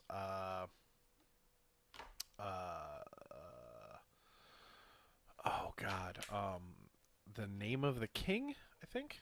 I just started it, and I'm reading a lot of fantasy, and they all have very similar titles. Can we do something about that, people who are into fantasy? Can we tell people that not all fantasy books kind of have to sound exactly the same? Like, fantasy books are like country music songs. It's just a word salad of epic and mythic sounding words. And so many titles are just this, like, just, again, a word salad. I'm tired of it. Can't keep track of that stuff. I'm also like on the third book of the Wheel of Time series. That is something I'm going to have to, like, probably stop reading until I've finished the other books. I kind of tend to read multiple things at once because I'm very, very scatterbrained. But yeah, H.P. Lovecraft. If you don't, you can find his stuff online, like almost all of his works, including his essays and his letters. Great stuff. What confused you? But Nishi, what confused you? Oh, reading multiple chapters. Yeah. I usually don't have an issue with it because I'm usually not reading things that are so similar. But I just kind of ended up on this kick where I was reading one fantasy story, and it was like where I was reading uh, the Wheel of Time, and it's a very epic classical fantasy, and I kind of got in the mood for something a little darker, so I switched over to the name. It's the Name of the Wind is the name of the book, I think. Um, I have to look it up. I don't have the book. I'm doing it on Kindle. But yeah, so I started reading that because I wanted some darker fantasy, and then as I was reading that, I was like, man, this really makes me want to reread the Conan stories. So I pulled out my Robert E. Howard collection, and I started reading that, and that got me thinking about H.P. Lovecraft because they were like pen pals and buddies. So I started being, oh, okay, I'll read some H.P. Lovecraft now, and that's kind of how I do things. But Wheel of Time, to hundreds of characters and 15 books, I just need to like take time, separate that, and read it by itself and not get distracted. That's another thing is I tend to get very. I have two modes. I have consumption mode where I go through and I just absorb things, and then I have like output mode where I take everything I've absorbed and kind of push it back out of me, birth it into something. I don't know. Usually, no one ever sees, but it's fun for me. And when I'm in that like consumption absorption mode, I just kind of hit everything. I'm very impossible to track when I do that. I will, I'll be watching a documentary about uh, Zoroastrianism, and then I will switch over to a terrible low budget sword and sandal fantasy movie, and like both things are giving me equal inspiration. And I have a lot of creative people who are like that. If you are, say hi in the chat. Tell me if you're creative. I'm gonna throw over. I gotta check these chat windows separately, so give me a moment. I have a group chat, but it's not. Well, thank you whoever's watching on YouTube. I got. Oh wait, is that me? And thank you whoever's on Twitch. All right. Yeah. I lost my train of thought. So yeah, book reviews. I don't know. Why do you care what I think? Read what you want. I say that as I picked the card and I answered the question. Let's do another one. Oh, three silly mistakes to avoid in life. This one I can do. This one, oh boy. Number one, if you listened earlier, don't offer celebrities things you find in the bathroom. Yeah, you can go back to the earlier parts of the stream and check out that story. Don't do that. That's a guaranteed way to look crazy. Just offer celebrities things from the bathroom. I'm going to leave that cryptic. Another silly mistake to avoid in life. Cook your bacon in the oven. If you're cooking bacon in a frying pan, you're doing it wrong. Fight me on it. I'll put my oven bacon against your pan bacon any day. So yeah, that's a silly mistake. If you're cooking bacon in a pan, silly mistake. And the last silly mistake to avoid in life is don't start an internet streaming show. Because you will just look like a crazy person on the internet as you talk to yourself while your wife sleeps in the other room because you forced her to stay up all night working on your streaming show. So those are three silly mistakes you could avoid in life. Okay. We're really covering a lot of ground here today. We're really kicking ass, I hope you're enjoying this as much as I am. We're going everywhere. We're talking about language, education, science, learning, health, wealth, wellness, video games, drawings, creativity, big gay dreams. Everybody's got a big gay dream because all dreams are gay. And I mean that with all the love I can muster. If you got boring straight dreams, I say that as a straight person. I'm boring for the most part. My friends who are not straight are way more entertaining than I am. And way better people than I am probably as well. So yeah. Live your big gay dreams. Live those flamboyant, over the top, pageant-filled dreams. I mean that. Live your big gay dreams. I keep looking over at myself, and it's really throwing me off. Like, for some reason, looking at myself on this monitor up here is not bothering me. Looking at myself over here, where I'm delayed, is like seeing someone else doing what I'm doing at the exact same time. Very weird. Distracting myself with myself. I'm basically talking out loud to having a conversation with people watching who cannot respond back. Except for the chat, but I'm paying as much attention to that as possible, but I'm not guaranteeing it's going well.